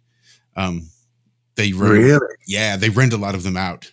So you'll see it as a rental property, like a rental management property. But ultimately, it's run by the Rothschilds. I shared the story just a couple weeks ago about my wife and I when we left the apartment we were staying at that final month. She went to go pick up the deposit and find all off, drop off the keys and do all that stuff. So I was sitting out in the car and I just happened to look up on the door and there's this giant shield on the door. I thought, well, that's kind of strange. So I just open up my phone and I'm Googling red brick property and sure as shit, there's the Rothschild name, big as shit right there. And then I look across the street, just out of coincidence, there's a little coffee shop and like a little art house on the second floor. And on the second floor window, directly across the street from this red brick rental property office, there's just this giant painting of a single eyeball. Yeah, it was completely insane. God. Reality is so much stranger than fiction. It really, really is. It is. It's a puzzle, that's for sure. It's a mystery. Yeah, and I'd be real curious to find out what exactly is going on there with the St. Louis Arch too. Yeah, well, the sun, that the arch, frames the sun. I think it's on the solstice or something. There's a certain time, one day a year. All the arches, have you seen that? All these, like, Brandenburg Gate and all the arches and that. Well, not anymore, but there's the ones that haven't been moved. The sun's setting them on the solstices and the equinoxes in the arches. Have you seen that? They've moved. Heaps of them have been moved. I knew they'd been moved, and I knew some of them. Yeah. They showed like some pictures that had things. But the Arc de Triomphe in Yeah. France still does it. And then you get ones that have got a single arch, and they'll be for like equinoxes. And then you have ones with 3 arches, a big one in the middle and the 2 little ones. And that's for the solstices in the middle, and the equinoxes are on the side where it's set, depending on where it is. Then there's the statues on the top, and you've got 4 horses, which is, the 4 corners or the 4 winds. And it's this big. Those arches are full on astrological markers. There's a channel called Flat Fact, which I definitely recommend checking out. She does some really good. We're familiar with Flat Fact. Flat Fact hangs with us quite a bit in chat. Shout out to Flat Fact. Who was that? I can't even see the chat. I'm pretty sure she was just here not too long ago. So the pyramids do the same thing between, I think, one, depending on where you are, but they have that same sort of idea where it goes from the summer solstice is probably the most important, as like that would be the meridian point, the 12 o'clock in the day. That's your Cancer as well. And so, that's that whole idea of that mercurial point as well. Anything that has that balance. Yeah, so it's really interesting. But yeah, that's the point they seem to work from. Yeah, they're definitely like. There's a picture you can see, and it's I think it's from a couple of years ago, where Orion's belt literally lines up one star on top of each pyramid of the three pyramids. It looks really cool. But it's all, even as far as, you know, they used to have this narrative of the gods, and the gods affect us down here and the energy in that. And of course, the gods are called things like Mars and Jupiter and, you know, these wandering stars that we know about. So, you know, are they built in places so that literally, you know, when the sun's in a certain place in a certain phase, it gives off a certain energy. And that's why the pyramids are where they are. That's why buildings are where they are, because it could be Saturn, you know, in June, you know, whatever. Then you go to that temple and you can get healed from whatever, or you'll get this from it. Well, that's kind of like the something same else you have idea to go of the to food, right? to In get the another season. energy and food. Yeah, the whole cornucopia thing that you see everywhere and all this. Yeah, well, it's interesting that the planets, you know, their names weren't, as far as I can tell, wasn't always, you know, put onto the actual planet themselves. Was rather a section of the zodiac. So Jupiter would be, you know, regarded as air, as the god of everything above. This always has these sort of associations with lightning and thunder and everything to do with the air up above. And then you'd have Saturn would be to do with the Earth, would be the opposite of Jupiter in a sense. And so that would be everything to do with underneath Earth, Hades, you know. And so the story was, you know, summer and winter, you know, this duality of Jupiter and Saturn. And then, you know, you have the same sort of duality with Mars and Venus, masculine, feminine, and they're basically like your, they would be the equinox points in a sense. So, yeah, it's not always depicting, like the planet names aren't always depicting exactly. They transfer over to sections of where the sun is in its cycle as well. So it's quite interesting how that all sort of ties in. I think there's more to be found there, that's for sure. Definitely more. I mean, there's a reason that, you know, that they avoid all this stuff. You know, the Bible is full of astrology, but they'll teach you, oh no, astrology is evil. You can't do that. Don't look up. You know, so it's, Unless you're a billionaire. they're just hiding stuff. Yeah. Yeah, and a lot of it I just find it's in some ways very simple and very easy to understand. A lot of the basis of these stories, and that's through this concept of the Trinity, which isn't, you know, inherently just the Bibles. It's through all cultures, through all religions, and it's this idea of, you know, your polarity. So your masculine and feminine, or your black and white, or you know, just your opposites, and then that point in the section in between, or that gradient between the two, which is your sort of mercurial point. And so when you're thinking about that, that's where you get, you know, your two hemispheres of your brain, and then you got the third eye, which would be that connective joining of the two polarities in your own head, or two eyes, or so, and that's just a big part of how nature is constructed via this polarizing of two different elements. So Yes. when you put it in those terms, it's very practical. You can apply it. It's like, once you understand that concept, you can apply it to everything. It really applies to all of nature, and it's a framework you can build upon. So, you know, there's some really cool ideas in all these, I think. Yeah. I mean, the whole polarity thing is what we're dealing with at the moment. I did a video on one of my other channels the other day about, you know, this whole right and wrong judgment thing, and no one ever gets in the middle. And the middle's, you know, that's where we think. And if you're talking about electricity, the middle is called the potential, right? That's where the action happens. But everyone's at the moment, they just want, no, that's right or that's wrong. They don't want to go into the middle. They just want to stand at the poles, if you know what I mean. It's all this judgment stuff. You're right, I'm wrong. And so if you're stuck there, you can't get into that narrative or think anymore because you're at the pole. You can't see what's in between. Well, that's exactly right. I mean, the Trinity, in a negative light, is the Hegelian dialectic.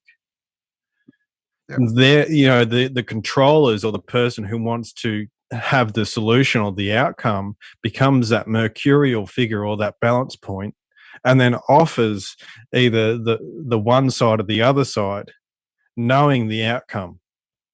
So they're using that Trinity concept as a way of, getting what they want, which is a very negative way of actually using it. And it shouldn't be used like that because and when you get people polarized into one way or the other, well, they're becoming, as soon as they're polarized to one side, they're becoming ignorant of the other side. Yeah. You get them, and it doesn't matter if you're on the right or the left, you're becoming ignorant of the other side. And when you become non-polarized, that means you're actually gaining knowledge because you know both sides.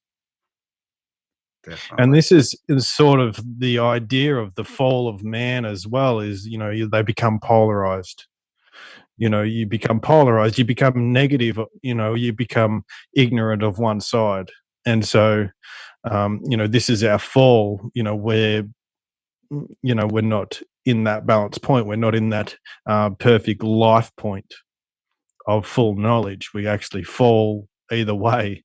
And it's our learning and, growing that actually reduces our ignorance and we come back to balance. Definitely. Well, anyway, that's my rant. Yeah. No, it's perfect. I think it's exactly what we're seeing at the moment. People are unwilling because you see, it's ignorance is bliss, right? If you're right or wrong, then you can stand there. You don't need, if you're ignorant, you don't need anything to back you up. You can just stand there and feel, good about yourself, I guess. And we see this all the time, opinions put forward as fact, but it's nothing. But these people believe it is something. And so it puts them in a place of, yep, I'm right, and I don't have to do anything. Because to them, if they go, well, if I ask a question, well, oh God, what might happen? That could be scary.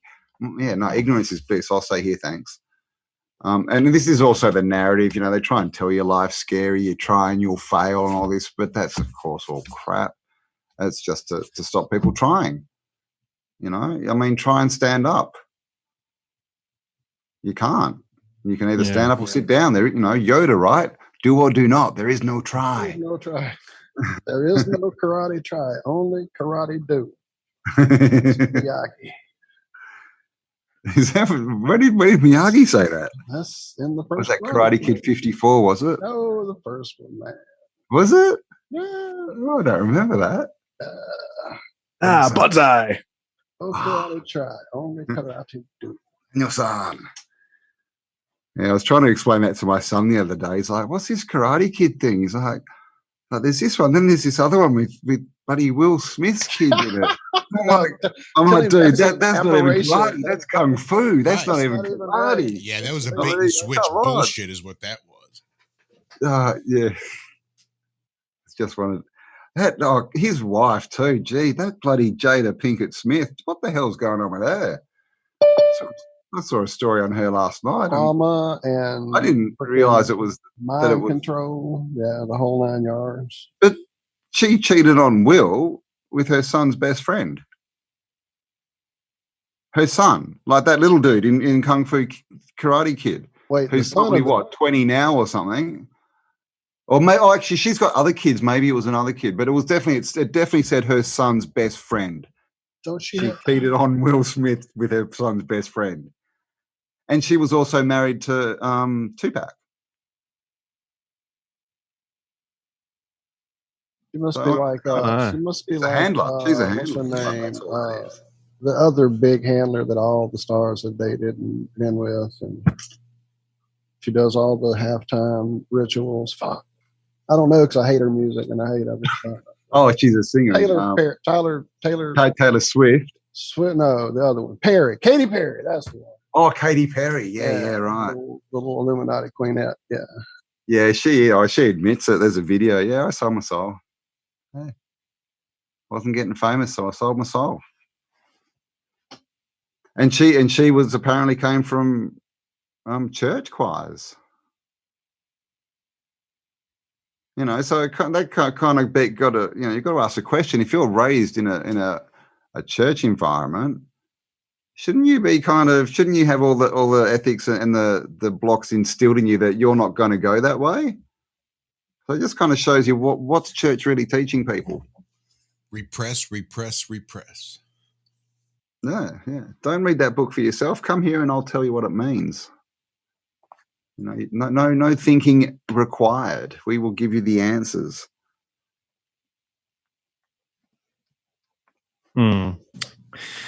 Yeah, that's interesting because, like, you know, Karen B has been doing a little few videos called what was it? It's about reading the Bible and actually going to the root words of the Hebrew words, and it actually starts to really bring in a different sort of understanding of what's actually, like, there was no serpent in the Garden of Eden. So, you know, these things that have been put in there are really, really interesting to me, just to see, you know, what they're actually, you know, what was, how much they've changed it, but also, you know, what was the root context and what were they actually talking about. I mean, it does interest me, but I'm not very interested in reading a Bible that has been so, I don't know where to place it. I don't know where it's come from. I have the translation, all this different stuff. It's an enigma. And so, you know, and no one's really, you know, it seems to me that no one's really figured it out yet. Well, there's so many Bible scholars, and none of them really, you know, someone figured out, oh, there's a code in there, but I mean, they don't really tell you what it means. It's got no significance. But the thing that really gets me, and, you know, I've got, you know, everyone's allowed to believe what they want. That's fine. And I do believe that there's truth in all these books. But the King James Bible, they always say, no, got to read the King James Bible. Now, if I'm correct, in the timeline we're taught, that was 1,600 years after Jesus died. 1,600 plus years after he died. But that, to Christians, is the book to read. Right. Well, he had a hit book before that. So when you have a hit book, you write another. I mean, come on. You like release this in the New Testament. Right. Well, no, he wrote the first book about demonology, sort of, but it was really a way to, like, demonize women who were doing natural healing and herbal cures and things like that. He called them witches, and he made sure they got burned at the stake. Who was this? Jesus? That was King James' first book. No, this was King James. Sorry, yeah, gotcha. That was his first big hit. He's like, well, shit, let's put out another big hit. What do we follow this up with? Need a sequel. But I mean, what's he got to do with Jesus? Maybe they're more talking about the law sort of stuff, because I know the law hinges on that. That's all around that time. There seems to be like this huge, you know, crossover between the Bible and the law and all that sort of stuff. So, which is pretty. I mean, I think that's another scam. You know, you get people to believe that there's God's law that you have to obey, or else you burn in hell, and then you give them what that law is, and do you think they'll obey it? Yeah, and it's just interesting, like, you know, when you're looking at the law, you've got the two laws, you know, the law of the land and the law of the sea. And, you know, we're under the so-called maritime law and things like that. And, you know, in essence, I don't see laws in those sort of respects as being that bad. It's just now that we're in such a corrupt time that everything's, you know, been... You know, it's good to have some laws and a set of boundaries to actually operate within. But when you get to the point where we're at now, I mean, it's basically the foxes are in control of the hen house, so they're riding. And as for the law of the land, I think there's only one. It's do no harm. Yeah. And so, yeah. That's it. Do no harm and don't tell me what to do unless you can prove you're the creator. Bugger off. Yeah. Right. Yeah. Do no harm, take no shit. But I think we can probably round it up here pretty quick. We've been going almost 4. Yeah. I'm about to head out to got something coming up, but yeah, cool. Well, Campbell, this has been so awesome. Definitely fun. Sorry, I was a bit. No, that was more us. I wake up with this thought, and I just sort of woke up at 7, which was an hour after. And I just thought, have they got the time wrong? And I just went, I jumped out and looked at it. Oh my god, we did, because dude, I tried. Luckily, trying to keep up with the line of anything on an email anymore is impossible. So when I finally flicked back through it, I'm like, I'm Australia, but I'm the other side. Right there is where I dropped it. I see where he said that was minus 10 hours, and I blew that. So we got it. We got basically, here, and it was awesome. That's all. Perth is 12 hours exactly ahead of Eastern Standard Time, USA. So if it's 8 in the morning there, it's 8 in the evening. And see, you were in our chat on IRM this morning, on Ironworks this morning. I should have just said, hey, we'll see you in 12 hours. Because basically when we wrap up, it's just about 12 hours, 11 and a half or something right there. So like, damn it, we should have done that, but we didn't. We got there. We got there in the end. So real quick, I guess we can, let me jump, we'll do this. I thought, did I add Allison? There she is. That's what I was about to say. We had a friend that wanted to come in and share with us. She's always hanging, loving us and giving us love, and she had something to share real quick before we head out. So, Allison, this is Campbell. Campbell, meet Allison. Hello. Oh, she's running away. She's got scared. She saw the amazing information and just too much. There she is. She's coming. You're muted. We see you muted. You're muted. Yeah, I don't know what device you're on. So it's probably at the bottom left, somewhere down there. Unless you're on the phone, and then I don't know. Yeah. I'm on the computer. I'm on my. Here we go. There she is. What's up, lady? Man, I'm treating myself to like a room where I can spread out some stuff, and I don't know. Nice. But spiders. Okay, I was grumbly. Right, it's spider season. Right, you got to watch where you're going. Okay, and I'm like, oh, sorry, as I'm walking through because I'm wrecking their house, all the work they just did. Right, and then all of a sudden I will not get so grumbly when the work I have just done gets wrecked. When somebody goes behind me and fucks it up as soon as I did it. Right. Well, no. How many spiders? Because when I saw him, he went back to work. Right. And so that was cool. That was a good lesson. I like that. I like that a lot. That happened this morning. I said I like that. I like that a lot. We all need that. Trust me, because many times trying to put a show together, hour late, time given or 2 or whatever I did, it happens all the time, ladies. So yeah, definitely. That's what the needed. Puncture wound, right, that I got was I was grumbly when I got when I stepped on the log, the plank, and because I was grumbly about the stuff being there where I needed to be, and so getting all pissed off, and next thing I know, I'm pulling my foot off of a plank, and when I got bit by the snake, so I'm thinking back. Every injury, I've been grumbly. And it's all of them pissed off about something.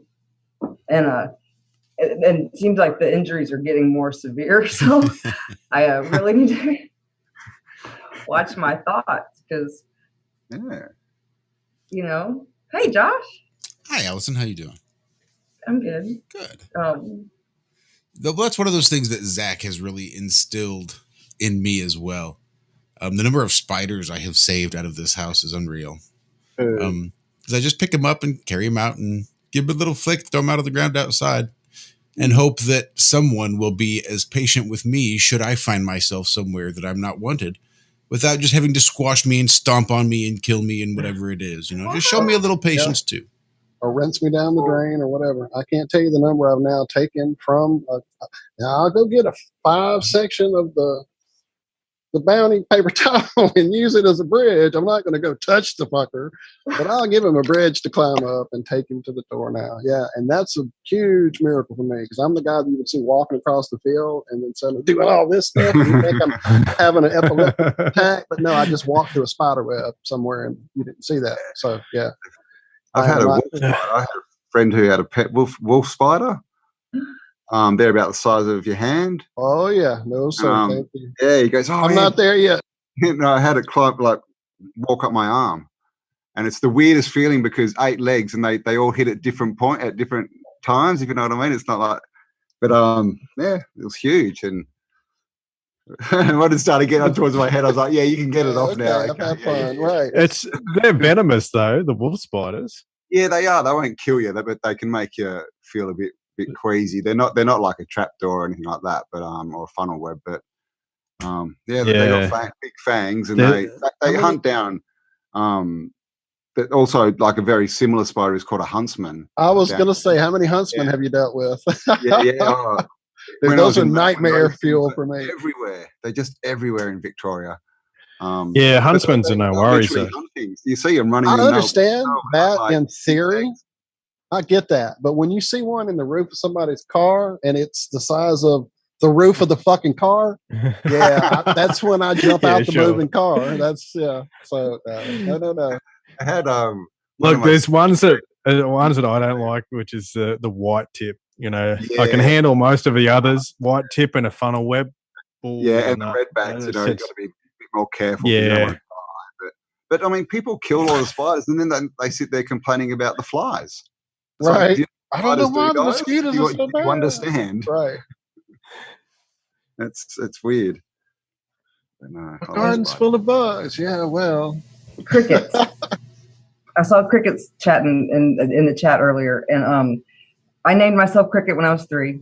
And because the crickets were jumping in and out of my baby pool. My mom was, "Oh, you look like a cricket. Come in." And Allison, "I'd be Cricket." So she had to. And I mean, I was Cricket until I was 23. Well, still am. If I'm in St. Charles, Missouri, then I'm Cricket. But when I was having to exit someplace, I was fixing to be like living in my van. This was like, it was, and I heard the place I was leaving. I heard, the sound and rescued the cricket from behind the trash can. I hadn't been there in a while, so it wasn't clean. But and he, I think it was he passed on with me, and I had it in my hand as I'm at a car show. A 68 Roadrunner that was built in St. Louis. No, it was a transfer to St. Louis green. Anyway, and so I have 3 of them, and they pray. They all 6. They've got 3 sets of prayer hands when they're done, if they didn't have to chew off a leg to survive. So that's the cricket story. Nice. And I was a lap cloth lady in a Holy Roller church. Lap cloth lady and the teen, get the snacks lady and photographer and all that stuff. So, so you passed out the Kool-Aid and the coconut cookies at no Bible study camp. No, but the kids later, I found out they thought that I was on the weed because I was so cool, but I wasn't at the time. That's just one of my staining memories of vacation Bible school are the coconut cookies with the badly made Kool-Aid that didn't have enough sugar in it. Yeah. Oh, I got you. Okay. All right. I was thinking you were going somewhere else with that. Oh yeah, no, not that Kool-Aid. Not that Kool-Aid. Jim Jones. No. I was being legit. I was really remembering back in the day of growing up the same way. Yeah. And Campbell, I was wanting to name a channel, or what did I? It was oh my gosh, Up the Spout, right? Instead of down the rabbit hole, up the spout. Yeah. Okay. Yeah. And then spiral up makes more sense. You're saying that,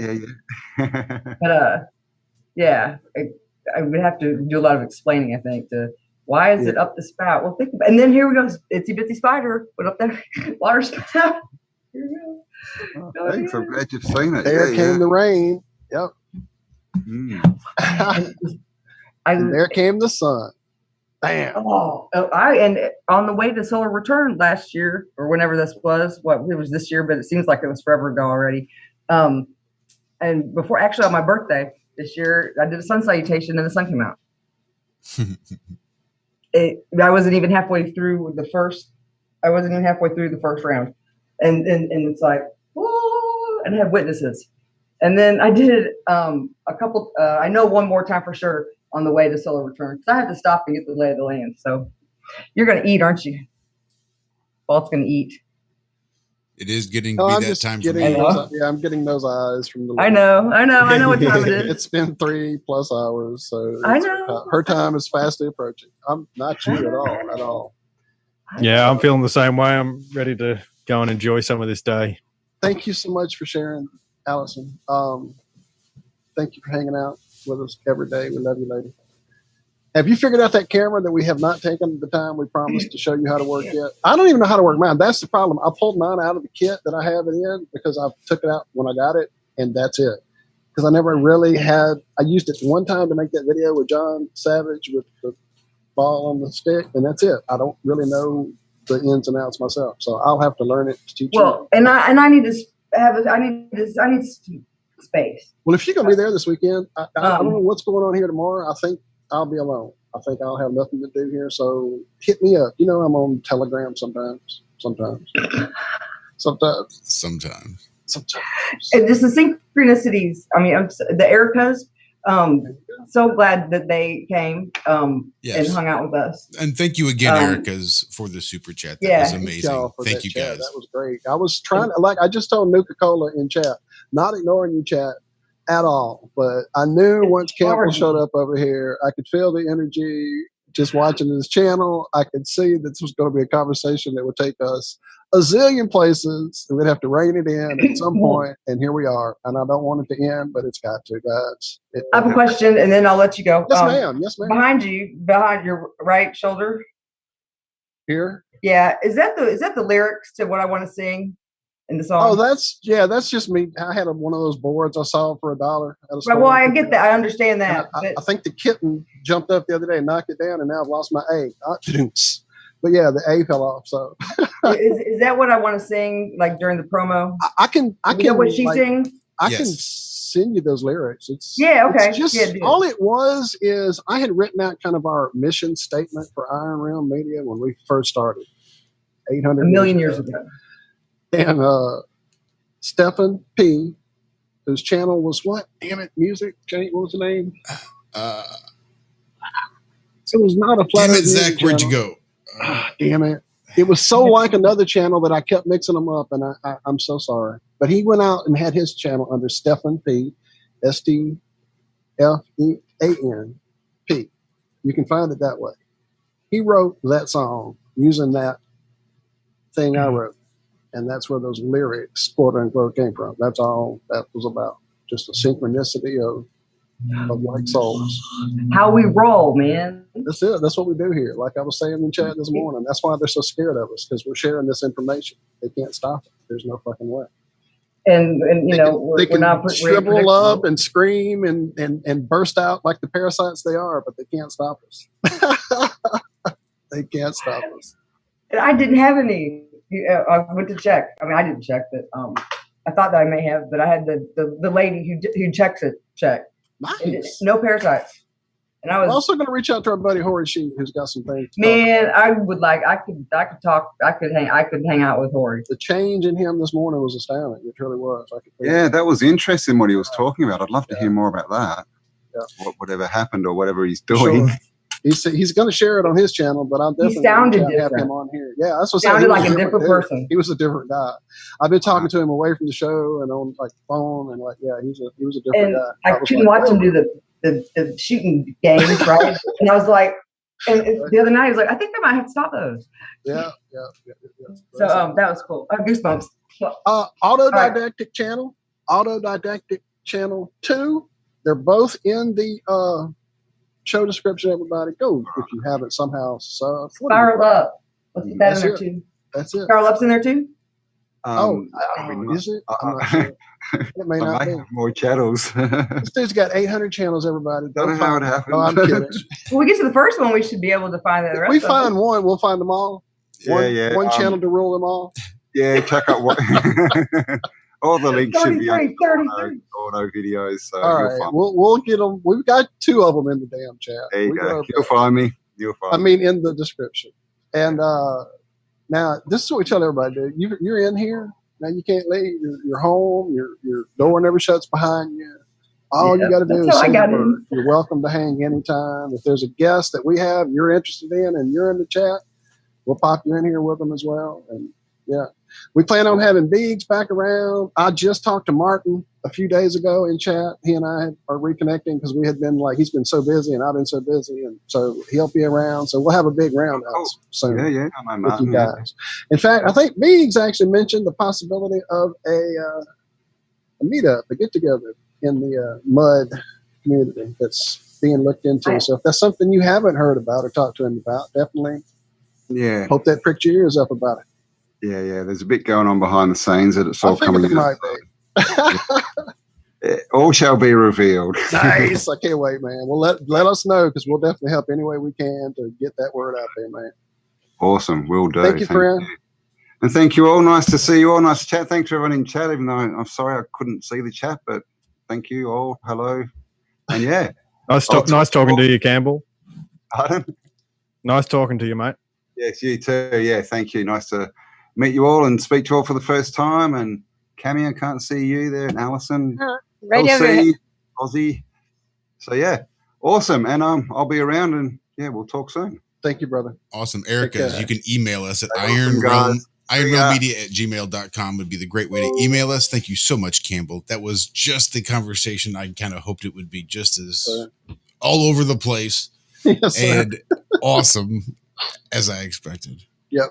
Allison, thank you so much. Thank you so much. Thank you for your patience, man. No, you, because I blew it at the beginning trying to get you in here, and I'm like, well, here you are, and then boom, you're gone. I'm like, oh. No. Well, I got all, because where I was physically, geographically, with people that were just.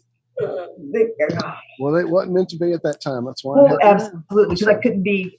They already looked at me weird. So, if they hear the truth, you're home. So.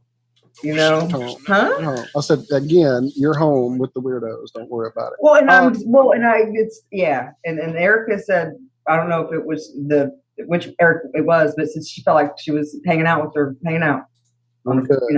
Thank both Ericas, and thank Erica for sure for the super chat. Thank you, Tommy, for the super chats. I probably missed other super chats because again, not ignoring you guys, just wrapped up in this conversation hugely. John would have been proud of you. Shout out to John Savage and Adam. Miss you guys. Miss all the scouts that aren't there right now. I know things get busy. Life gets in the way. We miss you guys, and we're so glad when y'all can come back and see us. Love y'all.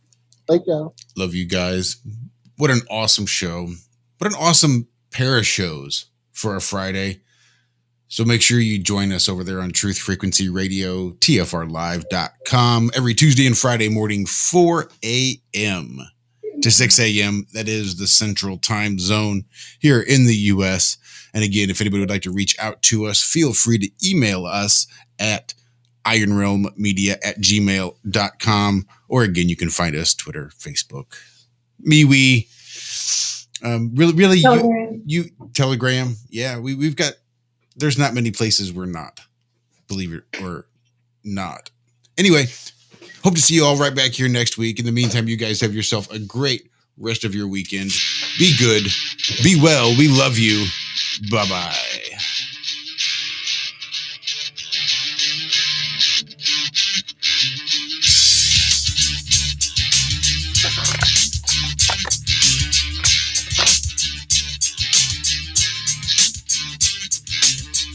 Chat, that was good.